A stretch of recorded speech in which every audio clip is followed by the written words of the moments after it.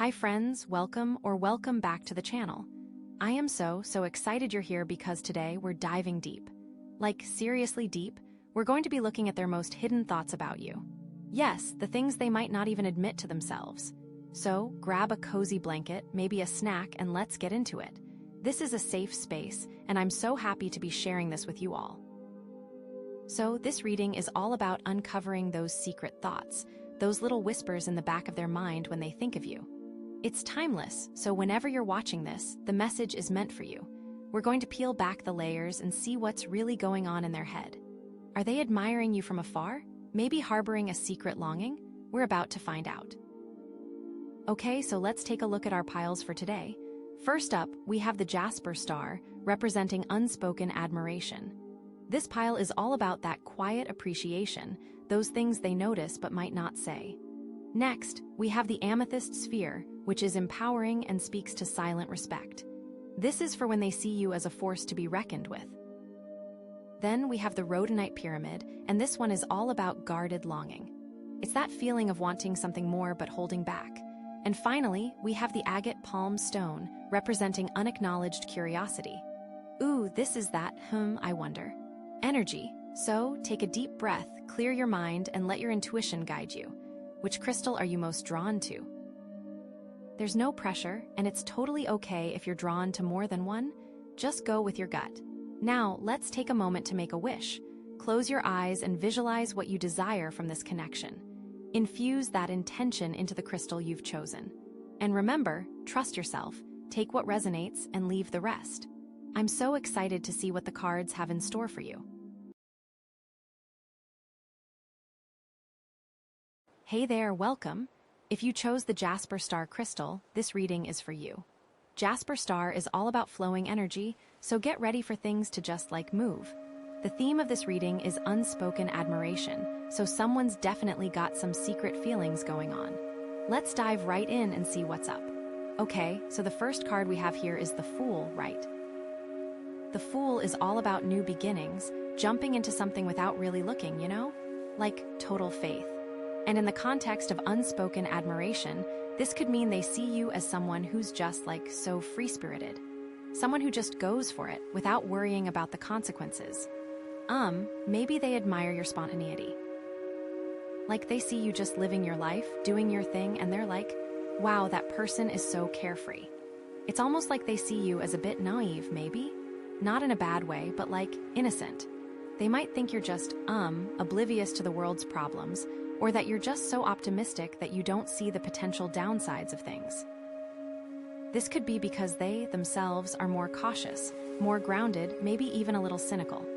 And they see you as this bright light, this, beacon of hope and positivity. They might even be a little jealous, I wish I could be that carefree. Or, it could be that they admire your willingness to take risks. Maybe they're stuck in a rut, doing the same old thing day after day, and they see you just constantly trying new things, exploring new possibilities. They see you as someone who's not afraid to fail, someone who just gets back up and tries again. And that's incredibly admirable, right? But because it's unspoken admiration, there's a reason they're not telling you this. Maybe they're shy, maybe they're afraid of rejection, or maybe they just don't think you'd be interested. It could also be that they feel like they're not good enough for you. They see you as this amazing, incredible person, and they don't think they measure up. Another possibility is that they're in a position where they can't express their feelings. Maybe they're a colleague, or a family member, or even someone who's already in a relationship. Whatever the reason, they're keeping their admiration hidden.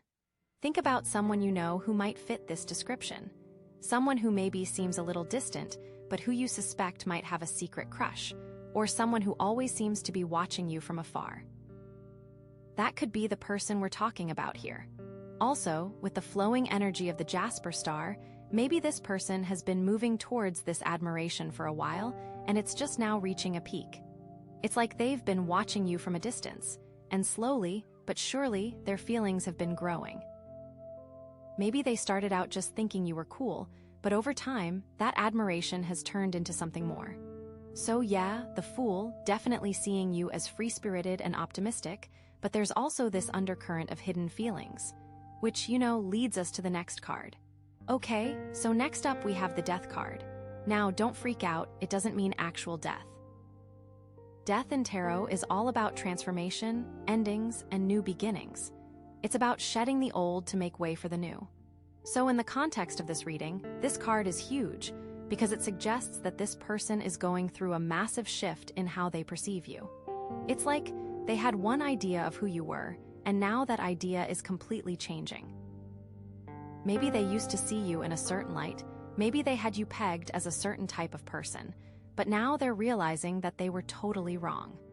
Maybe they used to think you were just a friend or just an acquaintance, but now they're starting to see you in a different way, like romantically maybe. Or maybe they used to think you were just someone who was good at their job, but now they're seeing you as a leader, as someone who's capable of amazing things.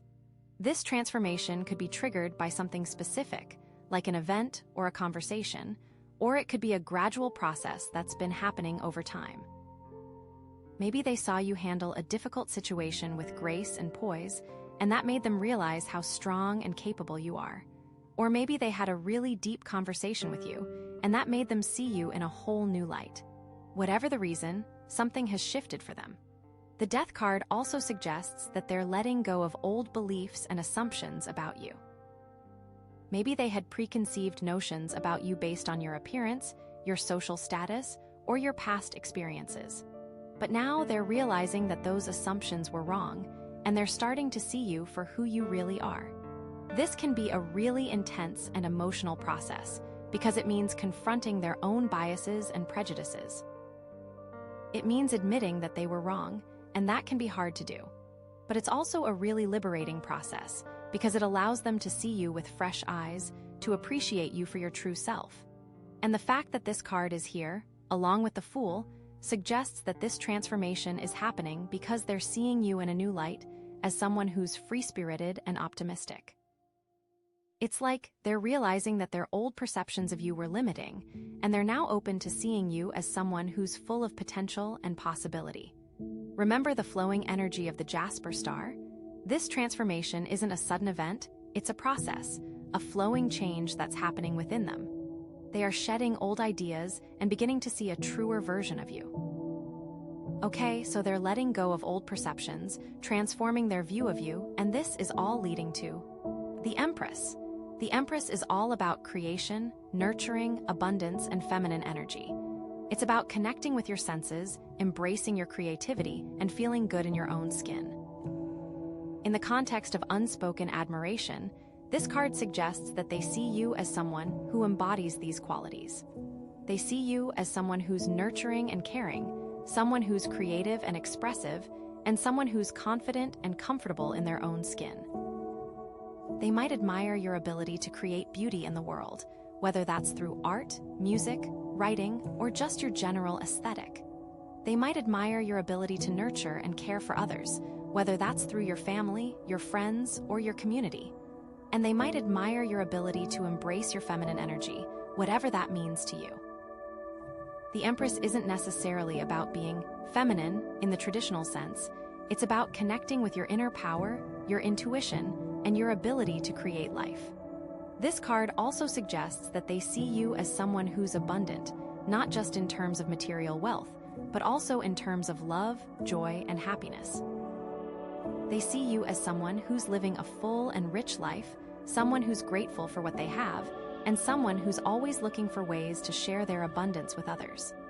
Maybe they're drawn to your creativity, they see how you express yourself, and they find it incredibly attractive. Or maybe they are drawn to your nurturing qualities. Are you someone who takes care of their friends, always offering a listening ear or a helping hand? This could be incredibly appealing to them. Think about how the Fool and Death play into this. They initially saw you as this carefree spirit, the Fool, but through this period of transformation, Death, they've come to realize the depth of your creative and nurturing energy, the Empress. It's like they peeled back the layers and discovered something truly amazing underneath. And remember, this is all unspoken admiration. So why aren't they telling you all this? Well, maybe they feel like they're not worthy of your attention. They see you as this amazing, powerful Empress, and they don't think they have anything to offer you in return, or maybe they're afraid of rejection. They're putting you on a pedestal, and they're afraid that if they express their feelings, you'll knock them down. But the presence of the Empress also suggests that this admiration is very real and very powerful. It's not just a fleeting crush, it's a deep and genuine appreciation for who you are as a person. And with the flowing energy of the Jasper star, this admiration is likely to continue to grow over time. So, let's put it all together, okay? Someone sees you as this free-spirited, optimistic person, the Fool, but they're going through a major transformation in how they perceive you, Death. They're letting go of old assumptions and biases, and they're starting to see you for who you really are, a creative, nurturing, and abundant Empress. And while this admiration is currently unspoken, the energy is there, the potential is there, and with the flowing energy of the Jasper star, it's only a matter of time before it comes to the surface. It really does seem like this person might be working up the courage to express these feelings, or maybe they're just enjoying admiring you from afar. Either way, know that you're being seen, appreciated, and admired for all the amazing qualities you possess. And with all this flowing energy, maybe expect a little surprise, something to break the ice, something to acknowledge the unspoken soon. Next card will give us insight into how they might express this admiration, so stay tuned. Okay, wow, next up we have the Knight of Swords. So, remember we've got this person seeing you as free-spirited with the Fool, undergoing a major transformation with Death, and recognizing your Empress energy, your creative and nurturing side, right? And all this admiration is unspoken. Now, bam, Knight of Swords. This is interesting because this knight is all about action, speed, and cutting through the BS, you know? This is a very direct energy. So how does that fit with unspoken admiration? That's the question, right? It's almost contradictory, isn't it? This knight doesn't usually do unspoken. This knight just charges in, sword drawn, ready to conquer. So first thought, maybe this person is really drawn to your intellect. Swords are all about the mind, communication, ideas, right? Maybe they admire how sharp you are, how quick-witted you are, how easily you can dissect a problem and come up with a solution. Maybe they're impressed by your communication style, how you express yourself, how you articulate your thoughts. And the Knight energy suggests they see you as someone who's not afraid to speak their mind, someone who's confident in their opinions, even if they're controversial. But again, it's unspoken admiration, so they're not telling you this directly. They're keeping it to themselves for some reason. Okay, so let's connect this Knight to the Fool. Remember how the Fool is all about new beginnings and jumping in without looking? Well, maybe this Knight sees that in you and is super attracted to it. Maybe they see you taking risks and they're wow, that person is so brave, so fearless. They might even be a little bit jealous, I wish I could be that spontaneous, that carefree. But the Knight of Swords isn't just carefree, right? It's focused, it's driven. So maybe they admire your ability to combine that fool-like spontaneity with a sharp intellect and a clear sense of purpose.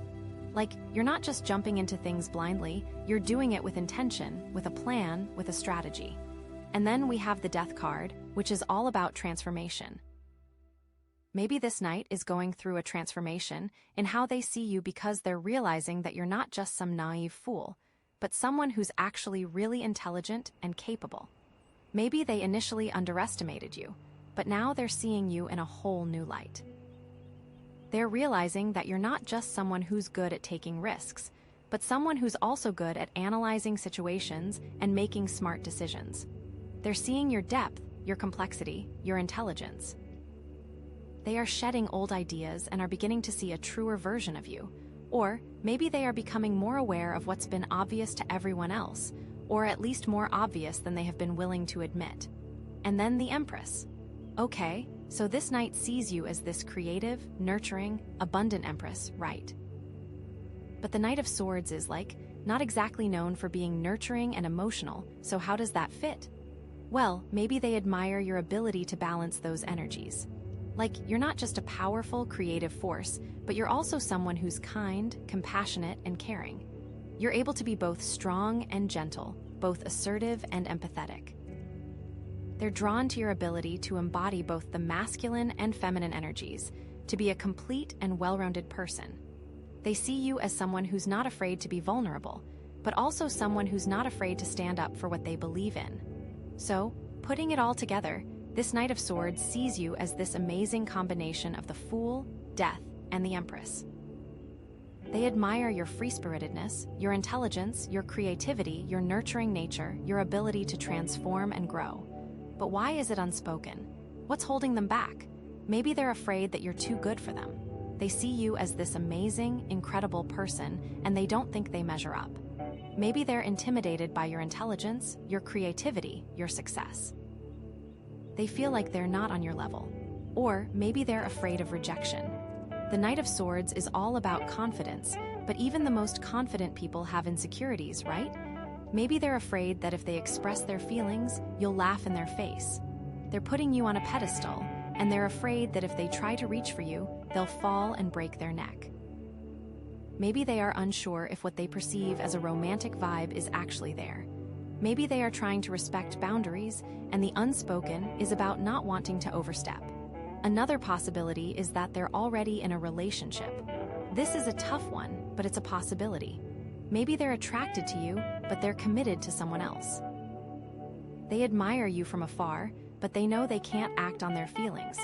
This would explain the unspoken admiration, but it also suggests a potentially complicated and messy situation. This would also make them extra cautious to ensure the unspoken admiration never becomes an expressed and unwelcome advance. Or maybe they're just really, really shy.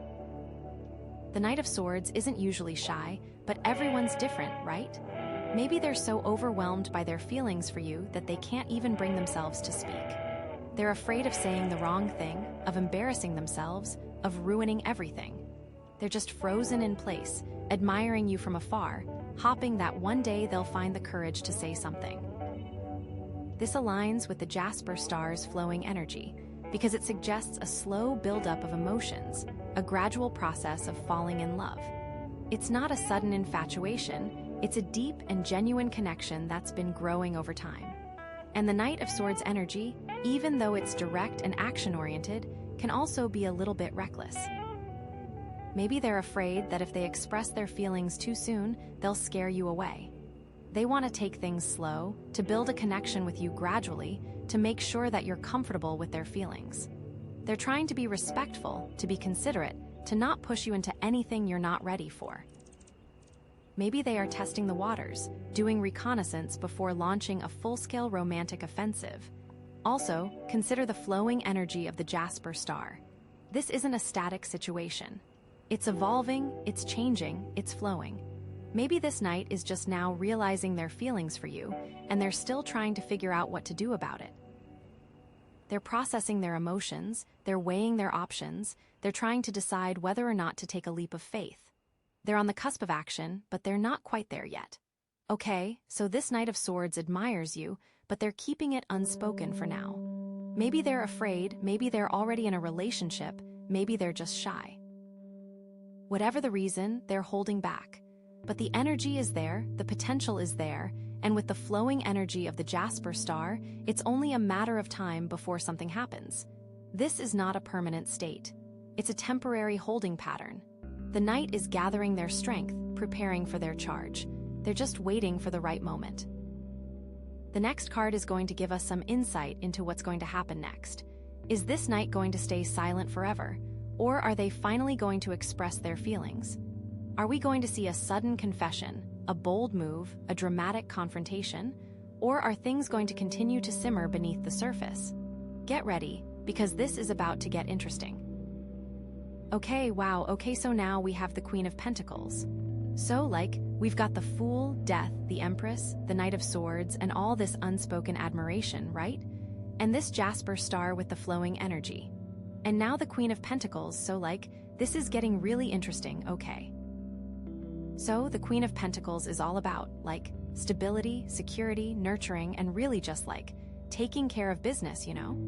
This queen is grounded, practical, and she's all about creating a comfortable and abundant life. So, in the context of unspoken admiration, this is okay, does this person admire your ability to create stability in your own life? Do they admire your resourcefulness? Are you good with money? Are you good at, like, managing your time? Are you just, like, super organized and efficient? Maybe they admire your ability to create a beautiful and comfortable home. Like, are you a good cook? Are you good at decorating? Do you have, like, a green thumb? And it's like, are you just a super mom, but not necessarily a mom, just like a mom to everyone, you know?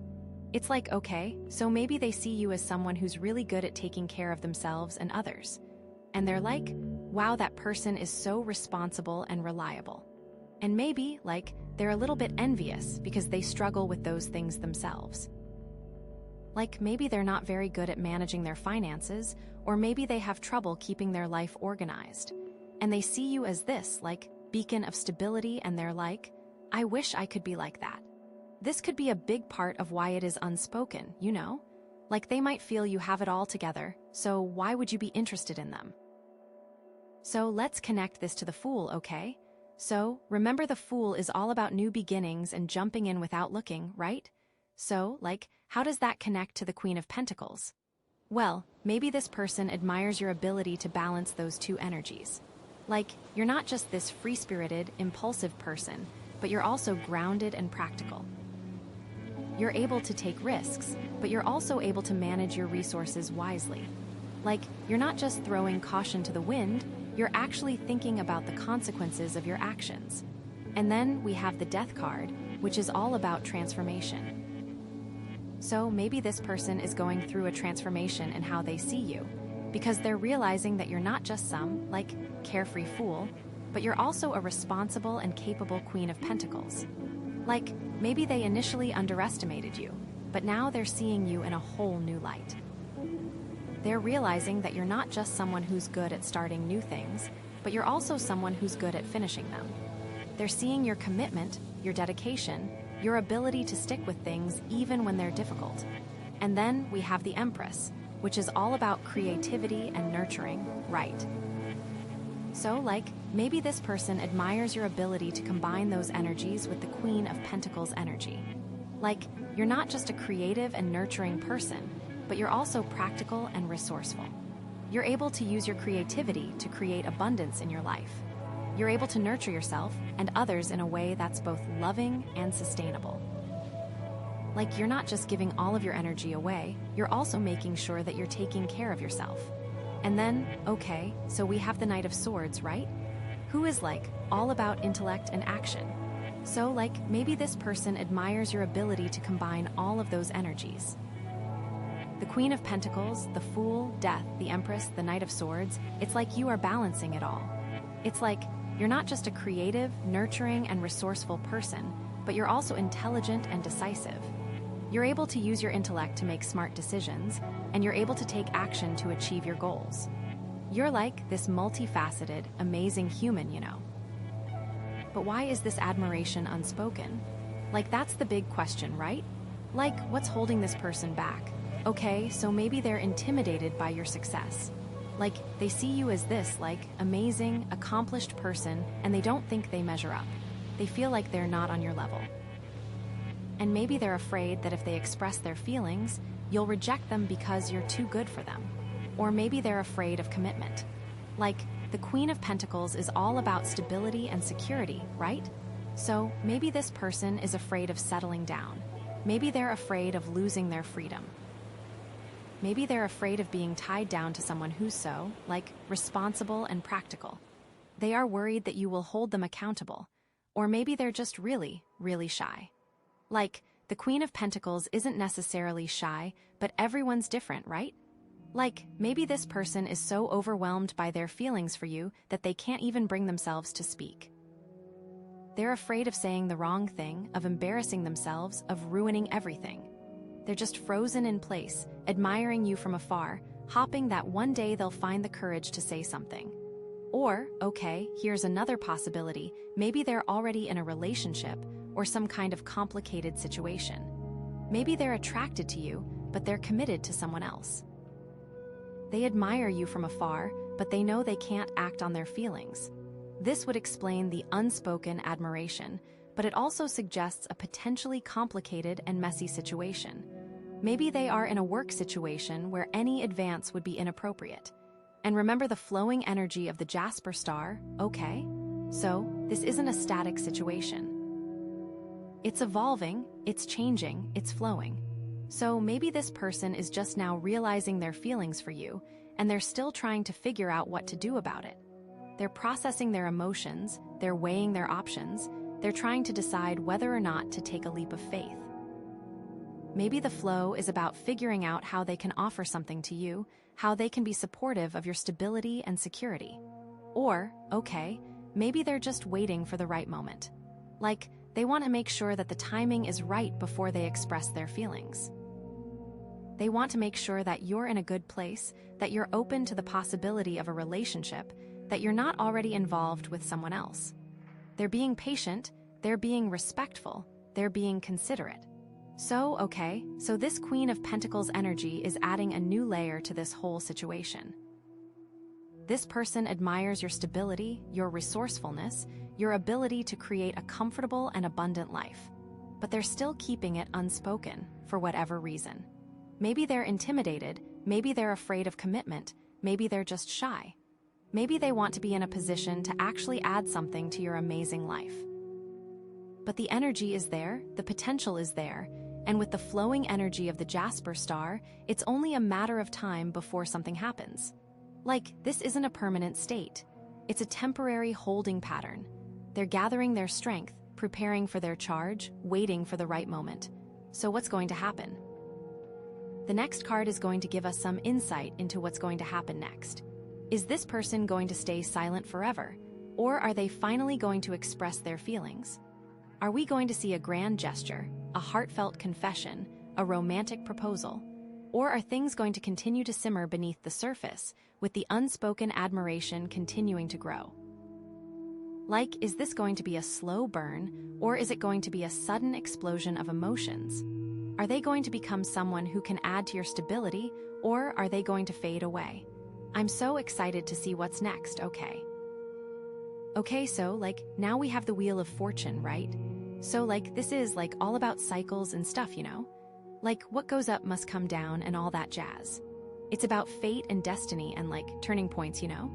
It's like, sometimes you're on top of the world, and sometimes you're, like, scraping the bottom of the barrel, and it's all just part of the ride, you know?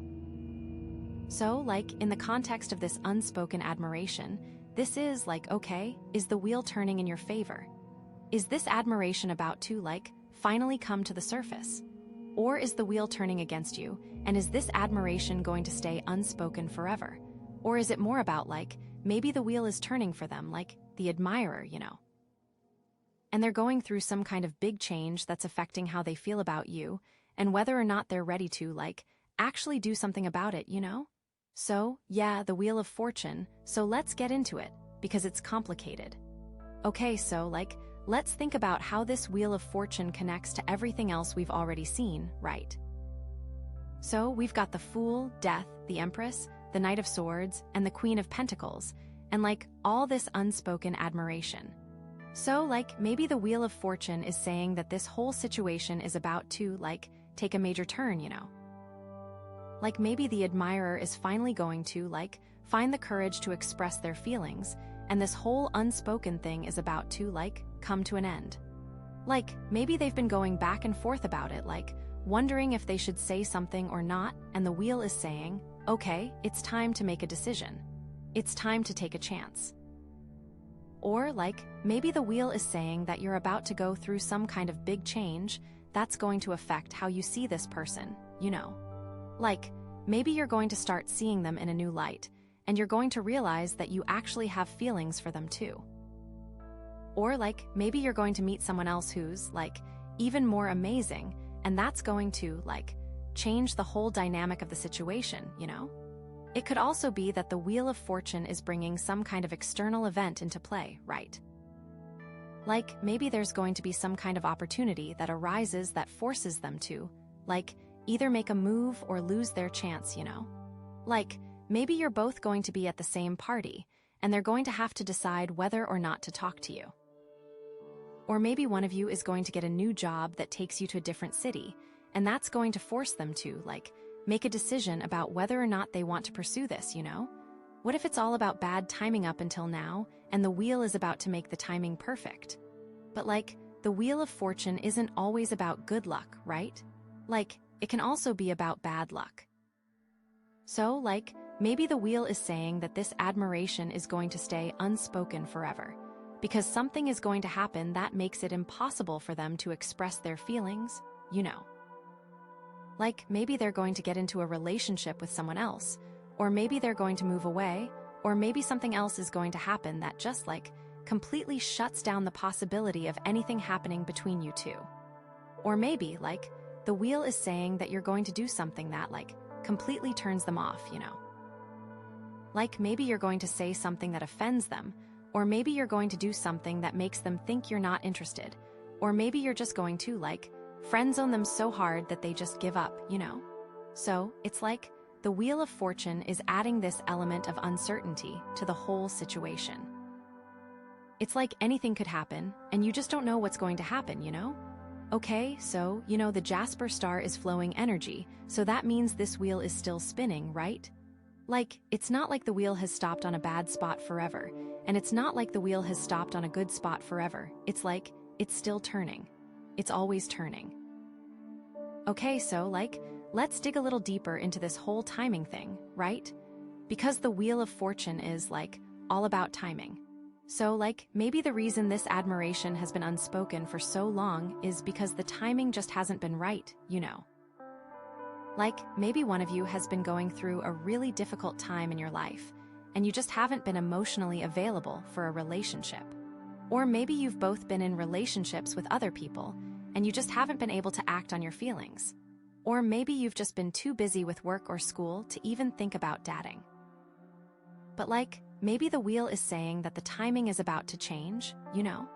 Like, maybe you're both about to enter a new phase of your lives where you're more open to a relationship. Or maybe you're both going to find yourselves single at the same time, and you're finally going to be able to explore your feelings for each other. Or maybe you're just going to have more free time, and you're going to be able to spend more time together. And, like, maybe this is connected to the Fool, right? Like, the Fool is all about new beginnings, and the Wheel of Fortune is, like, all about cycles. So, maybe the wheel is saying that you're both about to start a new cycle in your lives, and that this cycle is going to be all about love and relationships. Or maybe the wheel is saying that you need to be more like the Fool and just take a leap of faith, you know. Like, maybe you've been waiting for the perfect moment to express your feelings, but the wheel is saying that there's no such thing as the perfect moment. You just have to take a chance and see what happens. But then, you know, we've also got the Queen of Pentacles in here, so that's like practical energy. So maybe the wheel turning also means that you need to be practical in love and make smart decisions. Does it make sense to risk the stability you have for this attraction? So many possibilities here. And, like, maybe the wheel is also saying that you need to let go of control, you know? Like, you can't force things to happen. You can't control the timing of everything. You just have to trust that the universe is going to bring you what you need when you need it. You have to surrender to the flow of life and just see where it takes you. But, like, how does that connect to the Knight of Swords? Does that mean they need to stop thinking so much and just act? Okay, so, like, let's think about this from the admirer's perspective, right? Because, like, this is all about their unspoken admiration. So, like, maybe they're going through some kind of cycle that's affecting their feelings for you, you know? Like, maybe they've been struggling with some kind of personal issue, and that's been making it hard for them to express their feelings. Or maybe they've been going through a period of self-doubt, and they haven't been feeling confident enough to pursue a relationship. Or maybe they've just been really busy with work or school, and they haven't had the time or energy to focus on dating. But, like, maybe the wheel is saying that they're about to come out of that cycle, you know. Like, maybe they're about to overcome their personal issues, or maybe they're about to regain their confidence, or maybe they're about to get more free time. And, like, maybe that's going to give them the boost they need to finally express their feelings for you. Maybe the Death card was really about their transformation.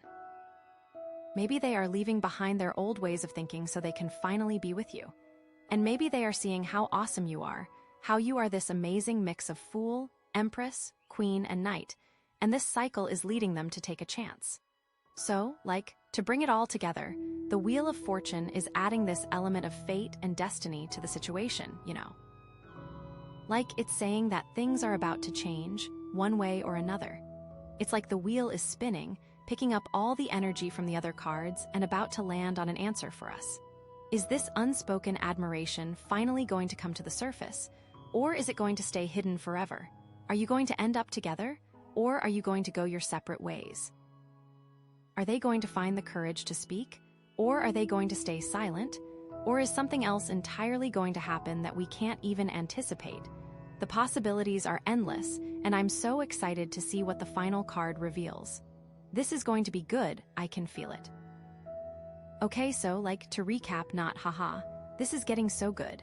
Okay, so the Wheel of Fortune, after all that, right? The Wheel of Fortune is here to shake things up, I can feel it, okay? So, we've got this unspoken admiration, and now we've got fate stepping in, Okay, so the Wheel of Fortune is all about, cycles, right? Ups and downs, beginnings and endings, what goes around comes around, So, in this situation, it's is this cycle of unspoken admiration about to end? Is the wheel about to turn and, bring this admiration out into the open? Or is the wheel going to, keep it hidden, Keep the cycle going? Is this going to be good luck or bad luck? Oh my gosh, this is so exciting. Okay, so let's think about how the wheel connects to the Fool, right? So, the Fool is all about new beginnings, taking that leap of faith, jumping into the unknown, right? So, maybe the wheel is saying that this admirer is about to take a leap of faith, maybe they're finally going to, throw caution to the wind and tell you how they feel. Or, maybe the wheel is saying that you're about to take a leap of faith, and you're going to, make a move on them, Maybe you've been feeling this unspoken admiration too, and you're finally going to, do something about it. Or is it about being foolish to even try? And then we've got the Death card, right?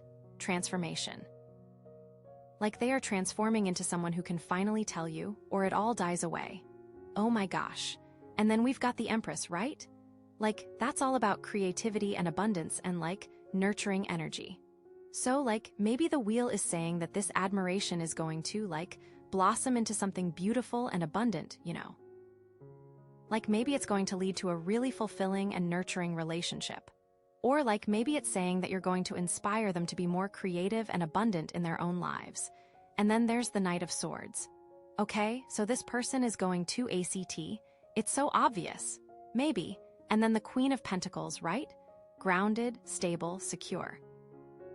So, maybe the wheel is saying that this admiration is going to lead to something really solid and long-lasting, Maybe it's going to be a relationship that's built on a really strong foundation of trust and security.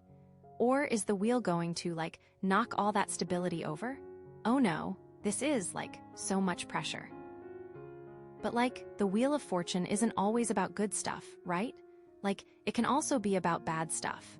So, maybe the wheel is saying that this admiration is going to, crash and burn, Maybe it's going to lead to heartbreak and disappointment. Or, maybe it's saying that something is going to happen that makes it impossible for you two to be together.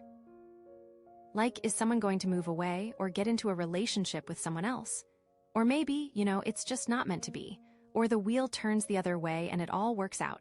I love this. Okay, so, let's talk about timing, right? Because the Wheel of Fortune is, all about timing. So, maybe the timing just hasn't been right for this admiration to come out into the open, Maybe one of you has been too busy, or too stressed, or too whatever. But, maybe the wheel is saying that the timing is about to change, Maybe things are about to line up in a way that makes it possible for you two to connect. Or maybe the wheel is saying that you need to, seize the moment, Maybe you can't wait for the perfect timing, you just have to, go for it.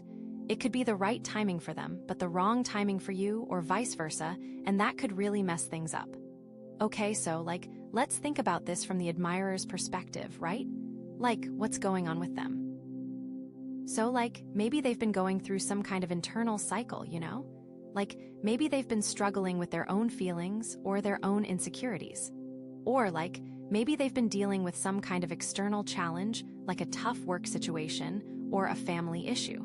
But, maybe the wheel is saying that they're about to come out of that cycle, Like maybe they're about to, overcome their challenges and feel more confident and ready to pursue a relationship.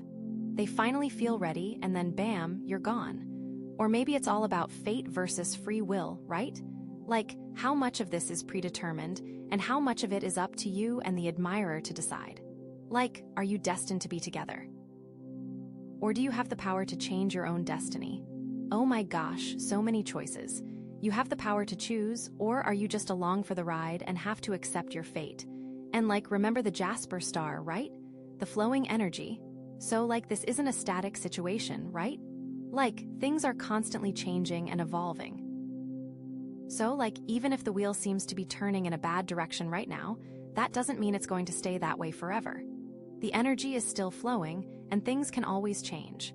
Or is the flowing energy just going to carry you away from each other? OMG. Okay, so the Wheel of Fortune is adding this whole new layer of fate and timing and chance to the situation. It's like anything could happen, and you just don't know what's going to happen. It could be good, it could be bad, it could be somewhere in between. This card may be a lesson on expectations. Sometimes we need to accept a change in course and see what we can make of a new situation rather than trying to control the original plan. Is the wheel going to bring you together or tear you apart? Is this unspoken admiration going to stay unspoken, or is it finally going to come to the surface? Oh my gosh, I'm so excited and nervous to see what the last card is. What's the universe going to throw at you? Is it going to be a curveball or a home run? Okay, let's find out. Okay, wow, so the Hanged Man, huh? Okay, so let's recap real quick, We've got the Fool, Death, the Empress, the Knight of Swords, the Queen of Pentacles, the Wheel of Fortune, and now the Hanged Man. And all this unspoken admiration, okay? This has been a journey, right? And with the Jasper star flowing this whole time. Okay, so the Hanged Man, what does it all mean? So this card is all about surrender, right? Letting go of control, seeing things from a different perspective, pausing for a minute and just reflecting on things. It's about being willing to sacrifice something in order to gain something else, It's about being patient and trusting that things are going to work out the way they're supposed to, even if you can't see how right now. Okay, so in the context of this unspoken admiration, what does that mean? Well, maybe it means that this admirer needs to surrender to the situation, Maybe they need to stop trying to control everything and just let things unfold naturally. Maybe they need to stop worrying about whether or not you're going to reciprocate their feelings and just focus on, being present in the moment and enjoying your company. Or, maybe it means that you need to surrender to the situation, Maybe you need to stop trying to figure out what this person's intentions are and just let yourself be open to whatever possibilities might arise. Maybe you need to stop worrying about whether or not this is going to turn into a relationship and just focus on, enjoying the connection that you already have. And the Hanged Man is also about seeing things from a different perspective, right? So, maybe this admirer needs to, try to see things from your point of view, Maybe they need to try to understand what your needs and desires are and how they can best support you. Or maybe they are just trying to imagine what it would be like if you two were an item, and it's really scary for them. They might see you as this perfect person, and they don't measure up, like we were saying with the other cards. Or maybe you need to try to see things from their point of view, Maybe you need to try to understand why they're being so hesitant, or why they're not expressing their feelings more openly. Maybe there's something going on in their life that you're not aware of. Maybe they're scared of rejection, or maybe they're just not ready for a relationship right now. You won't know until you shift your perspective and look at things from their angle. And the Hanged Man is also about sacrifice, right? So maybe this admirer needs to be willing to sacrifice something in order to be with you, Maybe they need to be willing to give up some of their free time or some of their independence in order to make a relationship work. Or maybe they need to be willing to, move to a different city or change their career in order to be closer to you. Or, maybe you need to be willing to sacrifice something in order to be with them, Maybe you need to be willing to give up some of your expectations or some of your control in order to let this relationship unfold naturally. Or maybe you need to be willing to, compromise on some of your values or some of your beliefs in order to be with someone who's different from you. And the Hanged Man is also about patience, right? So maybe this admirer needs to be patient and trust that things are going to work out the way they're supposed to, even if it takes a long time, Maybe they need to stop trying to rush things and just let the relationship develop at its own pace. Or maybe they're scared if they wait too long, you'll slip away. This is so complicated, I know. Or maybe you need to be patient and trust that this person is going to come around eventually, even if they're not ready right now, Maybe you need to stop trying to force them to express their feelings and just give them the space they need to figure things out. Okay, so, let's connect the Hanged Man to all the other cards, okay? So, we've got the Fool, right? So, maybe the Hanged Man is saying that this admirer needs to, take a step back from their fool-like energy, Maybe they need to stop jumping into things without thinking and start being more mindful and deliberate in their actions. Maybe they need to suspend that need to just leap and think about what they really want and what they are willing to risk. Or, maybe you need to, take a step back from your fool-like energy, Maybe you need to stop being so impulsive and start being more patient and reflective. And then we've got the Death card, right? So, maybe the Hanged Man is saying that this admirer needs to, let go of some old beliefs or patterns that are holding them back, Maybe they need to let go of their fear of rejection or their fear of commitment in order to be open to a relationship with you. Or maybe you need to finally let go of this attraction and stop hanging on to hope. Only you know. Or maybe you need to let go of some old beliefs or patterns that are holding you back, Maybe you need to let go of your expectations or your need for control in order to let this relationship unfold naturally. And then we've got the Empress, right? So maybe the Hanged Man is saying that this admirer needs to tap into their Empress energy, Maybe they need to be more nurturing and compassionate towards themselves and towards you. Or is it saying that you are the prize and they need to let go of trying to win you? Or maybe you need to tap into your Empress energy, Maybe you need to be more loving and accepting of yourself and of this person regardless of what happens. Maybe you need to nurture yourself during this time of waiting. And then we've got the Knight of Swords, right? So maybe the Hanged Man is saying that this admirer needs to slow down their Knight of Swords energy, Maybe they need to stop being so aggressive and impulsive and start being more thoughtful and considerate in their actions.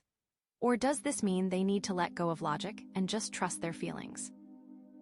Or does it mean you need to let go of expecting them to act and see if they come to you?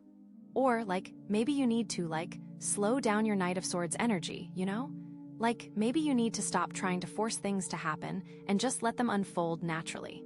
And then we've got the Queen of Pentacles, right? So, maybe the Hanged Man is saying that this admirer needs to, be more grounded and practical, Maybe they need to focus on building a solid foundation for a relationship, rather than just getting caught up in their emotions. Or do they need to let go of trying to build something practical and just see where the connection leads? Or maybe you need to, be more grounded and practical, Maybe you need to focus on taking care of yourself and making sure that you're in a good place, regardless of what happens with this person. And then we've got the Wheel of Fortune, right? So, maybe the Hanged Man is saying that this admirer needs to, accept that things are going to change and that they can't control everything, Maybe they need to surrender to the flow of life and trust that things are going to work out the way they're supposed to. Or do they need to let go of expectations about fate and just do what they want? Or maybe you need to accept that things are going to change and that you can't control everything, Maybe you need to surrender to the flow of life and trust that you're going to end up where you're supposed to be. So what's the bottom line here? What's the big takeaway? Well, I think the Hanged Man is saying that this situation is all about letting go, surrendering, and seeing things from a different perspective, It's about trusting that things are going to work out the way they're supposed to, even if you can't see how right now. It's about trusting yourself. And like, with the Jasper star flowing energy, right? Like, this isn't a static situation. Things are constantly changing, you know? So, like, even if things seem uncertain or confusing right now, that doesn't mean they're going to stay that way forever. The energy is always flowing, and things can always change. Maybe this relationship works out, and maybe it doesn't. Maybe they finally speak up, or maybe they stay silent. But like, regardless of what happens, you're going to be okay, you know? You're a creative, nurturing, intelligent, resourceful person. You have so much to offer the world, and you're going to be just fine, whether or not this person is in your life. And remember that. So like, my advice to you is to just like, be patient, be open, and be willing to see things from a different perspective. And most importantly, trust yourself and trust that you're going to end up where you're supposed to be. Release the expectation, release the need to know, and trust that the best outcome will arrive. It might be this person, or it might be something even better. Have faith in yourself. And have faith in the journey. Things are flowing and the future is bright. You got this. Hey there, friend, welcome, welcome. So you pick the Amethyst sphere, which is all about empowering you, and your theme is silent respect. This whole reading is about discovering those hidden thoughts someone has about you and knowing they hold you in silent respect. That's incredibly empowering. Let's dive into these cards and see what's going on, okay? Wow, the Six of Cups. Okay, this is interesting. So immediately, I'm getting this vibe of nostalgia, like they see you connected to your past somehow. Maybe they know you from childhood, or maybe they just sense a deep connection to your roots, your upbringing, things like that. It's almost like they see a part of you that's still very innocent, very pure, you know. And it's not in a naive way, but in a way that they find really comforting, really grounding. You know how some people just have that aura about them, like they radiate a sense of safety and familiarity? That's what I'm seeing here. They might even be reminiscing about shared memories, things you did together way back when.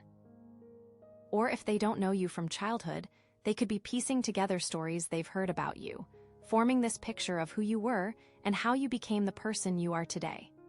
It's interesting because the Six of Cups can also represent past lives, you know? So maybe they have this feeling that they've known you before in another lifetime. It's like there's an instant recognition, a sense of déjà vu when they're around you. Have you ever met someone and felt like you've known them forever, even though you just met? It could be something like that. Or, on a more practical level, maybe they see you carrying on family traditions, honoring your ancestors in some way. It's like they recognize that you have a strong sense of belonging, a deep connection to something bigger than yourself. They see this history within you, a story, and stories are so powerful, aren't they? It's like they see where you come from, and that gives them a deeper understanding of who you are now. And I think it really inspires a level of trust. It's like they implicitly trust you because they sense your groundedness and your connection to something real and honest. Okay, so how does this silent respect play into it, right? Well, maybe they don't openly talk about these feelings. It's not like they're going around telling everyone how amazing you are. It's more of an internal thing, a quiet appreciation for your authenticity, your history, your values. They might observe the way you interact with your family or the way you talk about your childhood, and it just reinforces this sense of respect. They see you as someone who hasn't forgotten where they came from, someone who values their roots. And that's really attractive, you know. In a world where everyone's trying to be something they're not, you're just being you, and they deeply appreciate that. Think about it like this. Maybe you have a family heirloom that you cherish, something that's been passed down through generations. They see you taking care of it, honoring its history, and it gives them insight into your character. Or maybe you volunteer at a local historical society, preserving the past for future generations. They see your dedication, your passion for history, and it makes them respect you even more. It's all about recognizing that you value something beyond the present moment. And that shows integrity, it really does. I think it's so nice that they see this in you, and the silent respect is really about just appreciating it and noticing it. You know, like a quiet nod of acknowledgement of the beautiful person you are. You radiate this sense of calm, this connection to the past, and people around you really see it and feel it. Okay, and knowing that this empowers you, right? It really makes you understand that being true to yourself and to your past makes you shine. This energy from the Amethyst sphere will enhance this and let you feel confident in who you are and where you came from. So, beautiful. Okay, now let's see what else we have. Ooh, the Queen of Wands, okay. This is such a powerful card. So, on top of seeing you as someone connected to the past, they also see you as a total powerhouse. The Queen of Wands is all about confidence, passion, and independence. They see you as someone who's not afraid to go after what they want, someone who radiates energy and enthusiasm. It's like they're in awe of your ability to light up a room, to inspire others with your own passion. I mean, wow, right? They are likely seeing you as someone who is incredibly ambitious and driven too. Like you know what you want in life and are actively pursuing it, and that's super attractive and inspiring for people. So where does the silent respect come in here? Well, maybe they're a little intimidated by you, you know. The Queen of Wands can be a very strong, assertive energy, and some people might not know how to handle that.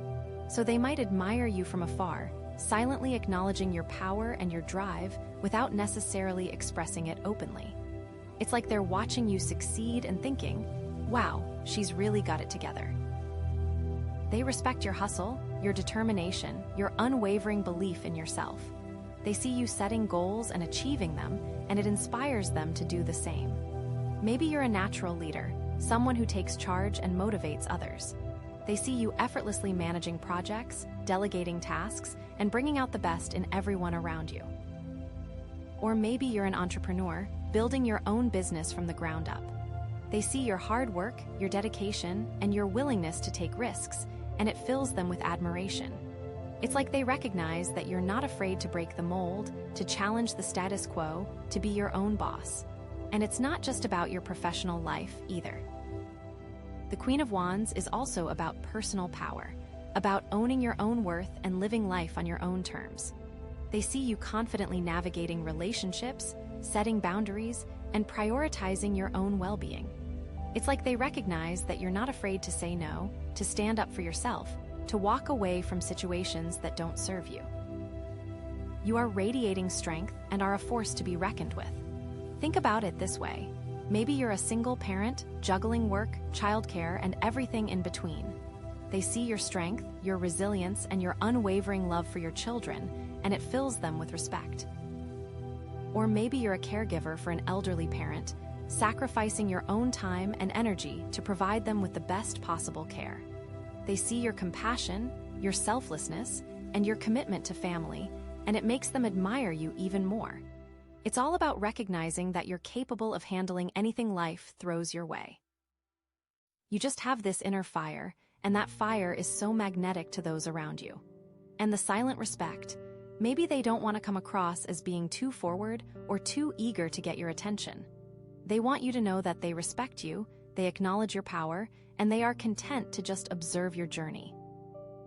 They might also just be the type of person who isn't super effusive with praise. Some people just aren't super outwardly expressive, you know? But that doesn't mean they don't appreciate you, they just show it in different ways. They might offer you practical support or simply be there to listen when you need to vent. So keep an eye out for these subtle signs, because the silent respect is definitely there. It's so clear that the silent respect here is stemming from genuine admiration of who you are and what you are accomplishing. This amethyst sphere is heightening your self-awareness here, reminding you that your power is real and that others see it in you, even if they don't shout it from the rooftops. Lean into this Queen of Wands energy. I am so excited for you, this is amazing. But wait, there is one more card to unpack, so let's see what it is. Okay, the Hanged Man. Wow, okay, this adds a whole new layer to the reading. So they see your past, they see your power, and now they see you in a period of, well, suspension. The Hanged Man is all about sacrifice, surrender, and seeing things from a different perspective. It's like they recognize that you're putting something on hold, making a conscious choice to pause and reevaluate your priorities. This is where those hidden thoughts really come into play. Maybe they see you sacrificing your own needs for the sake of someone else, or putting your dreams on hold to support a loved one. They see you making these choices, and it sparks a deep level of respect within them. They might perceive that you're going through a period of uncertainty, feeling a little lost or stuck. It's like they recognize that you're not quite sure which direction to take, so you're choosing to wait, to observe, to gain clarity. And this isn't necessarily a bad thing, you know? The Hanged Man can be a very powerful card of transformation, of gaining new insights through stillness and introspection. It's likely that the silent respect here comes from witnessing your grace and strength during this time, seeing you take it all in stride. Maybe you're taking care of a sick family member, putting your career on hold to be there for them. Or maybe you're going through a divorce, sacrificing your own happiness for the sake of your children. It's like they recognize that you're making difficult choices, putting others first, and that requires a lot of strength and selflessness. They may also recognize the emotional toll that it takes on you and have a silent respect for the way you are handling this. Think about it like this. Maybe you're volunteering your time at a local charity, helping those in need. They see your compassion, your empathy, and your willingness to give back to the community, and it makes them respect you even more. Or maybe you're pursuing a spiritual path, dedicating yourself to meditation and self-reflection. They see your commitment to growth, your willingness to question your own beliefs, and it fills them with admiration. It's like they recognize that you're not afraid to look within, to confront your own shadows, to strive for a higher level of consciousness. Now, how does this connect with the silent respect? Well, maybe they don't fully understand what you're going through, but they respect your journey nonetheless. They might not know why you're making these sacrifices, but they recognize that you're doing it for a reason, and they trust your judgment. They might also be going through their own period of sacrifice, so they truly understand what you are going through. Maybe they admire your ability to remain graceful and composed, even in the face of adversity. It's like they see you as a beacon of hope, a symbol of resilience, and they're inspired by your strength. They see how this perspective shift is changing you into an even more amazing person, and they admire that transformation. And this amethyst sphere, friend, is amplifying this self-awareness, helping you to understand the power of your sacrifices. It's reminding you that even when you feel like you're stuck, you're still growing, you're still evolving, you're still making a difference in the world. And knowing that someone sees this in you, that they silently respect your journey, is incredibly empowering. So own this, embrace this, and trust that you're exactly where you need to be. The silent respect they have for you is something that should give you strength. I feel like the next card is really going to expand on what you are sacrificing and why. Okay, wow, the Eight of Pentacles. Okay, so this is super interesting, right? Because after seeing the Hanged Man, which is all about pausing and sacrificing, now we see the Eight of Pentacles, and it's like, okay, what are they doing during this pause? What are they dedicating their time to? So immediately I'm getting this vibe of intense focus and dedication. Like they see you as someone who's really honing their skills, perfecting their craft, you know? It's not just about working hard, it's about working smart, about paying attention to the details, and really striving for excellence. It's like they recognize that you're not just going through the motions, you're actually invested in what you're doing. It's like they see you pouring your heart and soul into your work, whatever that may be, and that's something they really admire. So, tying this back to the Queen of Wands, right? This is showing that your passion isn't just a fleeting thing, it's something you're actively cultivating, something you're putting effort into every single day. They see you working towards mastery, and that's incredibly inspiring, it really is. So, that's silent respect. It's definitely rooted in the recognition of your work ethic, your dedication, your commitment to improvement. Maybe they see you taking online courses, or attending workshops, or practicing your skills in your free time, anything. It's like they're witnessing your journey of growth, and it fills them with admiration. Like maybe you are learning a new language or mastering a musical instrument. They see you dedicating yourself to this and how it makes you so happy. But yeah, the Eight of Pentacles is all about the daily grind, the consistent effort, the willingness to put in the hours to achieve your goals. It's like they see you building something brick by brick, and they respect the process, you know? It's not just about the end result, it's about the journey, the dedication, and the commitment. And it's that commitment that they really see in you.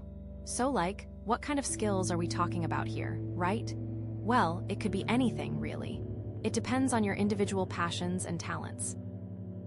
But I'm getting a strong sense that it's something creative, something that allows you to express yourself, something that taps into your inner artist. Maybe you're a writer, a painter, a musician, a dancer, a designer, anything where you are creating something from nothing. But I think it's more than just a hobby. It's something that you're really serious about, something that you see as a potential career path, or at least a significant part of your life. And this, I think, connects back to the Six of Cups too. Yeah. Maybe this is a skill that you've had since childhood, something you've always been drawn to, something that's deeply ingrained in your identity. Or maybe it's something new that you've discovered later in life, something that's awakened a dormant part of yourself. It's like they recognize that this isn't just a random interest. It's something that's deeply connected to your soul, something that brings you joy and fulfillment, like a part of you that you're actively nurturing. It's also possible that this skill is related to your family history or your cultural heritage, okay? Maybe you're learning a traditional craft that's been passed down through generations, or maybe you're reviving a lost art form. It's like they see you honoring your ancestors, connecting to your roots, and preserving a piece of history. That is beautiful. Or, on a more practical level, maybe you're simply focused on improving your professional skills, taking courses to advance your career, or working towards a promotion. But even then, there's still a sense of passion and dedication, a desire to excel and make a difference. It's not just about climbing the corporate ladder, it's about making a meaningful contribution, using your talents to create something valuable. So they see you as someone who is always striving to learn, to grow, to become the best version of themselves. And that's something that they find incredibly admirable, that they have silent respect for. But here's the thing, right? The Eight of Pentacles can also have a shadow side, a potential for imbalance. It's important to remember that dedication is great, but it shouldn't come at the expense of your own well-being or your relationships. So are they worried that you're working too hard? Are you sacrificing too much of your time and energy for your craft, neglecting other important aspects of your life? Maybe they're silently observing your dedication, but also noticing that you're starting to burn out, that you're becoming stressed and overwhelmed. They might be feeling that you need to give yourself a break, and they don't know how to tell you. It's like they're recognizing the potential for perfectionism, the tendency to become overly critical of yourself, the fear of not being good enough. They might be seeing you pushing yourself too hard, striving for an unattainable ideal, and it worries them a little bit, Or maybe they're concerned that you're becoming too isolated, too focused on your own work, and not spending enough time connecting with others. It's like they're recognizing the importance of balance, the need to nurture your relationships, and the danger of becoming too consumed by your own ambitions. But ultimately, this card is still about empowerment, right? Because even if there's a potential for imbalance, you have the power to correct it. You have the ability to find a healthy balance between dedication and self-care, between work and play, between ambition and contentment. And that's what the Amethyst sphere is reminding you of, right? You can be passionate and dedicated without sacrificing your own well-being. You can strive for excellence without becoming a perfectionist. You can achieve your goals without burning yourself out. It's all about finding that sweet spot, that harmonious balance, where you can thrive and flourish. The energy from the Amethyst sphere is really helping you harness that power, is helping you to stay grounded and centered, even when you're deeply immersed in your work. It's reminding you that you're capable of anything you set your mind to, but you also deserve to take care of yourself, to prioritize your own needs, and to enjoy the journey along the way. So yeah, they see your commitment, they see your talent, they see your potential, and they silently respect your dedication, even if they're a little bit worried about you sometimes. It's like they're recognizing that you're on a path to greatness, but they also want you to be happy and healthy along the way. It's such a deep and caring thing to observe and feel. It's so empowering. So what is the reason for this silent respect? What quality are they maybe working toward themselves that makes them appreciate this in you? Let's see what the next card is. Okay, so what is the reason for this silent respect? What quality are they maybe working toward themselves that makes them appreciate this in you? Let's see what the next card is. Ooh, the Ace of Cups. Okay, wow, this is really interesting, right? So after all that dedication and sacrifice, and all that hard work, here comes the Ace of Cups, like a burst of emotional energy, a new beginning in the realm of feelings. So, what's going on here? Well, the Ace of Cups is all about, like, new love, new connections, emotional fulfillment, right? It's like they see you, amidst everything else, as someone who deserves to be happy, who deserves to experience love and joy. And maybe, just maybe, they secretly hope that they could be the one to bring that into your life, you know? It's like beneath all the respect for your work ethic and your strength, there's this hidden desire to see you truly, deeply happy on an emotional level. So where does the silent respect come in here? Well, maybe they feel like they're not worthy of your love, or that they're not in a position to offer you what you need right now. Maybe they see you as being so strong and independent that they don't want to intrude on your life or disrupt your path. It's like they're admiring you from afar, silently wishing you well, but also feeling a little bit hesitant to step forward. They also might feel as though they are in no position to provide that love or emotional fulfillment because maybe they are also going through something. Or, maybe they're already in a relationship, or they're dealing with some personal issues that are preventing them from fully opening their heart. But even if they can't act on it, they still hold this hope for you, this wish that you find someone who can cherish you and make you feel loved. It's like they recognize your capacity for love, your deep well of emotions, and they want to see you share that with someone special. They want to see you happy. Think about it like this, right? Maybe they see you volunteering at a local animal shelter, caring for abandoned pets. They see your compassion, your empathy, your ability to connect with these vulnerable creatures, and it makes them realize how much love you have to give.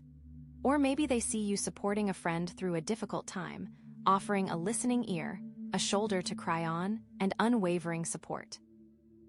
It's like they recognize your capacity for kindness, your willingness to put others before yourself, and it inspires them to be a better person. Or maybe they see how you love your friends and how much time you spend with them, and they admire that you are able to keep up those relationships. They see how fulfilled you are by that love. And this Ace of Cups, right? It's not just about romantic love, it's about all forms of emotional fulfillment, right?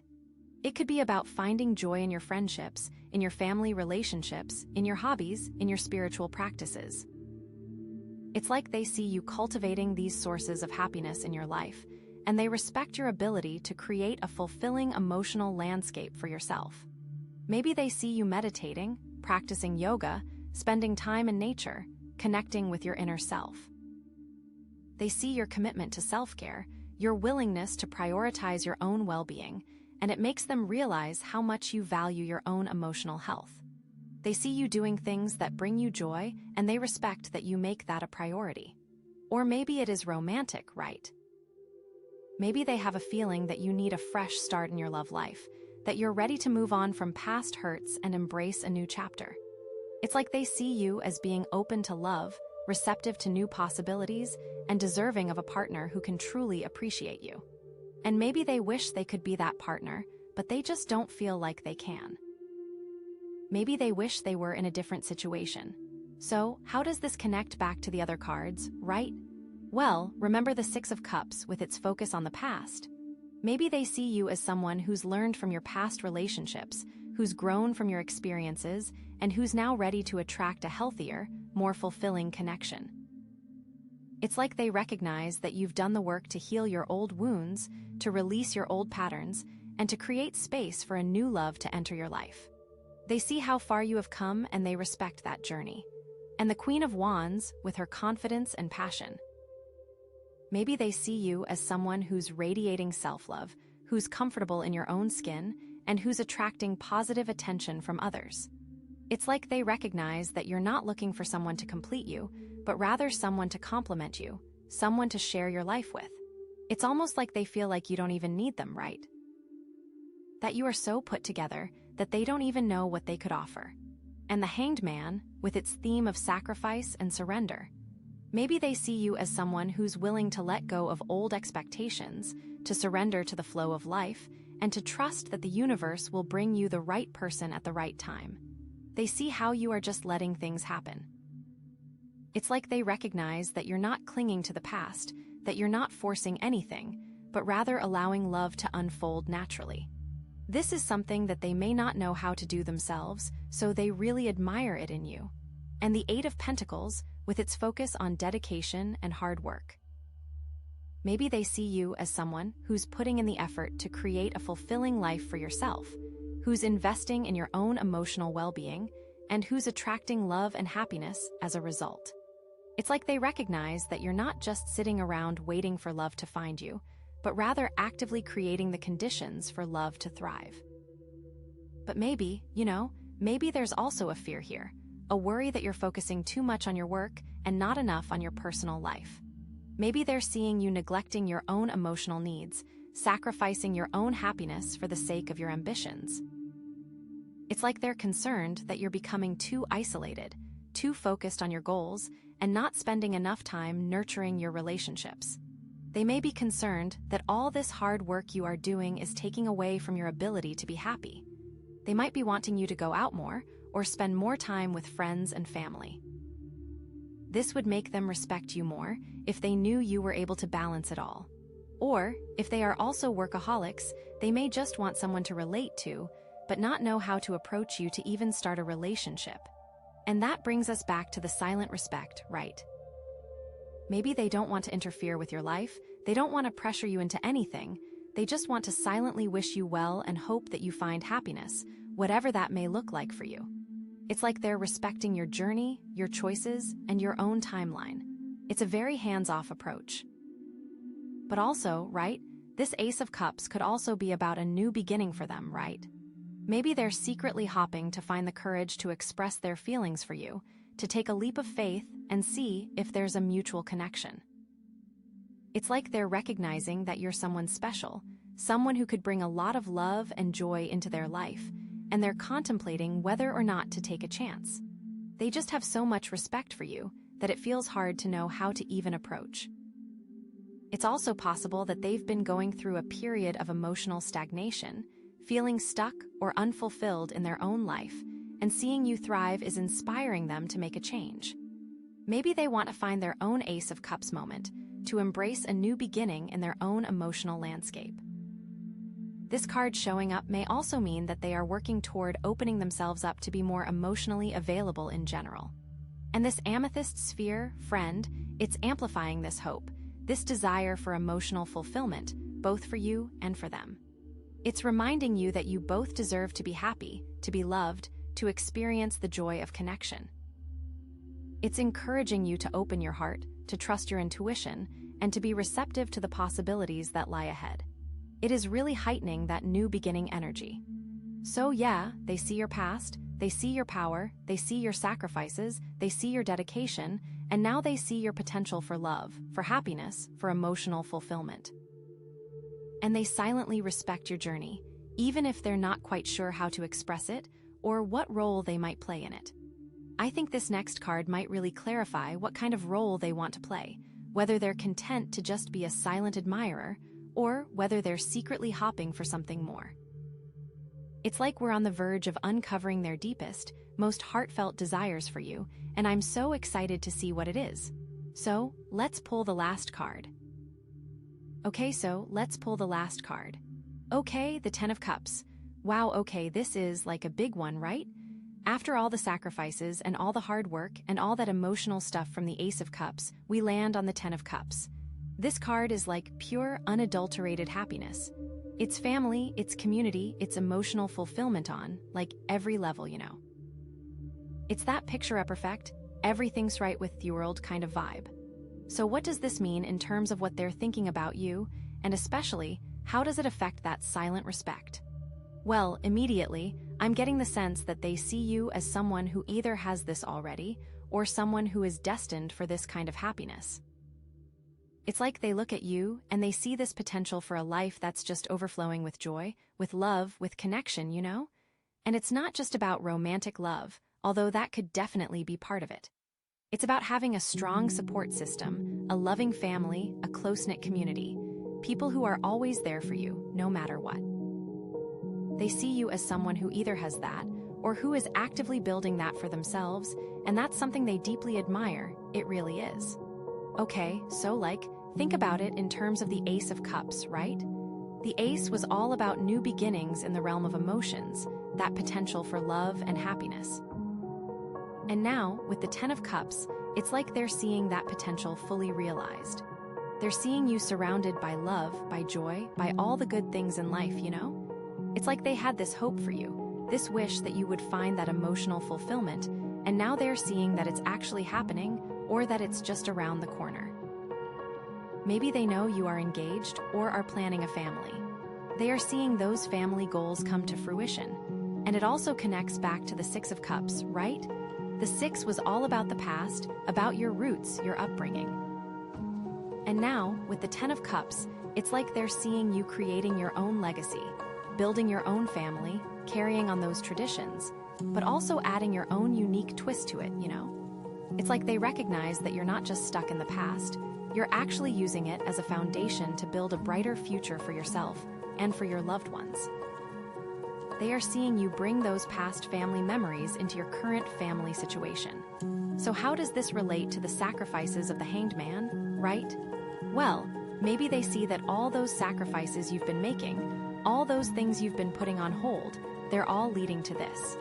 They're all contributing to this greater sense of happiness and fulfillment. It's like they recognize that you're not just sacrificing for the sake of sacrificing, you're actually doing it for a reason. You're doing it to create a better life for yourself and for the people you care about. They are seeing that your sacrifices may have been hard, but are ultimately leading to greater happiness. Maybe you put your career on hold to raise your kids, and they see you thriving as a parent, surrounded by the love of your family. Or maybe you sacrificed your own dreams to take care of a sick loved one, and they see you finding joy and fulfillment in that role, knowing that you're making a difference in their life. Now, the silent respect, right? This is where it gets really interesting. Because the Ten of Cups is such a positive card, it could go one of two ways in terms of how they feel about it. On the one hand, they could be genuinely happy for you, they could be truly inspired by your happiness, they could be silently admiring you from afar, thinking, wow, she's really got it all. It's like they're recognizing that you've created this amazing life for yourself, and they're just feeling grateful to be a part of it, even if it's just in a small way. They are so happy that you are happy. But on the other hand, there's also the possibility that they're feeling a little bit jealous, maybe, or maybe intimidated, or even a little bit resentful, you know. It's like they see you with all this happiness, all this love, all this connection, and they're comparing it to their own life. And maybe they're feeling like they're falling short, that they don't have what you have, that they're missing out on something. They might be comparing their family to yours, or their love life to yours, and feeling a little bit envious. And that's where the silent respect could come from, right? It's like they don't want to openly admit that they're feeling jealous or intimidated, so they just keep it to themselves, they silently observe your happiness, and they try to be happy for you, even if it's hard. It's like they recognize that it's not your fault that they're not as happy as you are, and they don't want to bring you down with their own negativity, so they just keep their feelings to themselves. They do not want to diminish your happiness. Or maybe it's something else entirely, right? Maybe they're not jealous or intimidated, but they're also not quite ready to fully embrace this kind of happiness in their own life. Maybe they're still working through some things, maybe they're still healing from past hurts, maybe they're just not in a place where they can fully commit to a relationship or a family, you know? They are just not emotionally ready. It's like they see you with all this love and happiness, and they're thinking, wow, that's amazing, but I'm just not there yet. And so, they silently respect your journey, they silently admire your happiness, but they also keep their distance, knowing that they're not quite ready to join you on that path. Think about it, right? Remember the Queen of Wands. Maybe they're seeing you as this powerful, independent woman who doesn't need anyone, who's perfectly happy on her own, and they don't want to disrupt that. They don't want to mess with your happiness. It's like they respect your boundaries, they respect your choices, and they respect your ability to create a fulfilling life for yourself, even without them. Maybe they think you are too good for them. They might feel as though they have nothing to offer someone who is so self-sufficient. Or, on the flip side, maybe they secretly want to be a part of that happiness, right? Maybe they're longing to be included in your family, in your community, in your life. Maybe they see you as someone who could bring a lot of joy and love into their life, and they're secretly hoping that you'll invite them in, that you'll open your heart to them. They might feel that something is missing in their life, and are hoping you are the key to fulfilling that need. But they're also afraid of rejection. They're afraid of not being good enough. They're afraid of disrupting your happiness, so they just stay silent. They just admire you from afar, hoping that one day you'll see them as more than just a friend or an acquaintance or a colleague.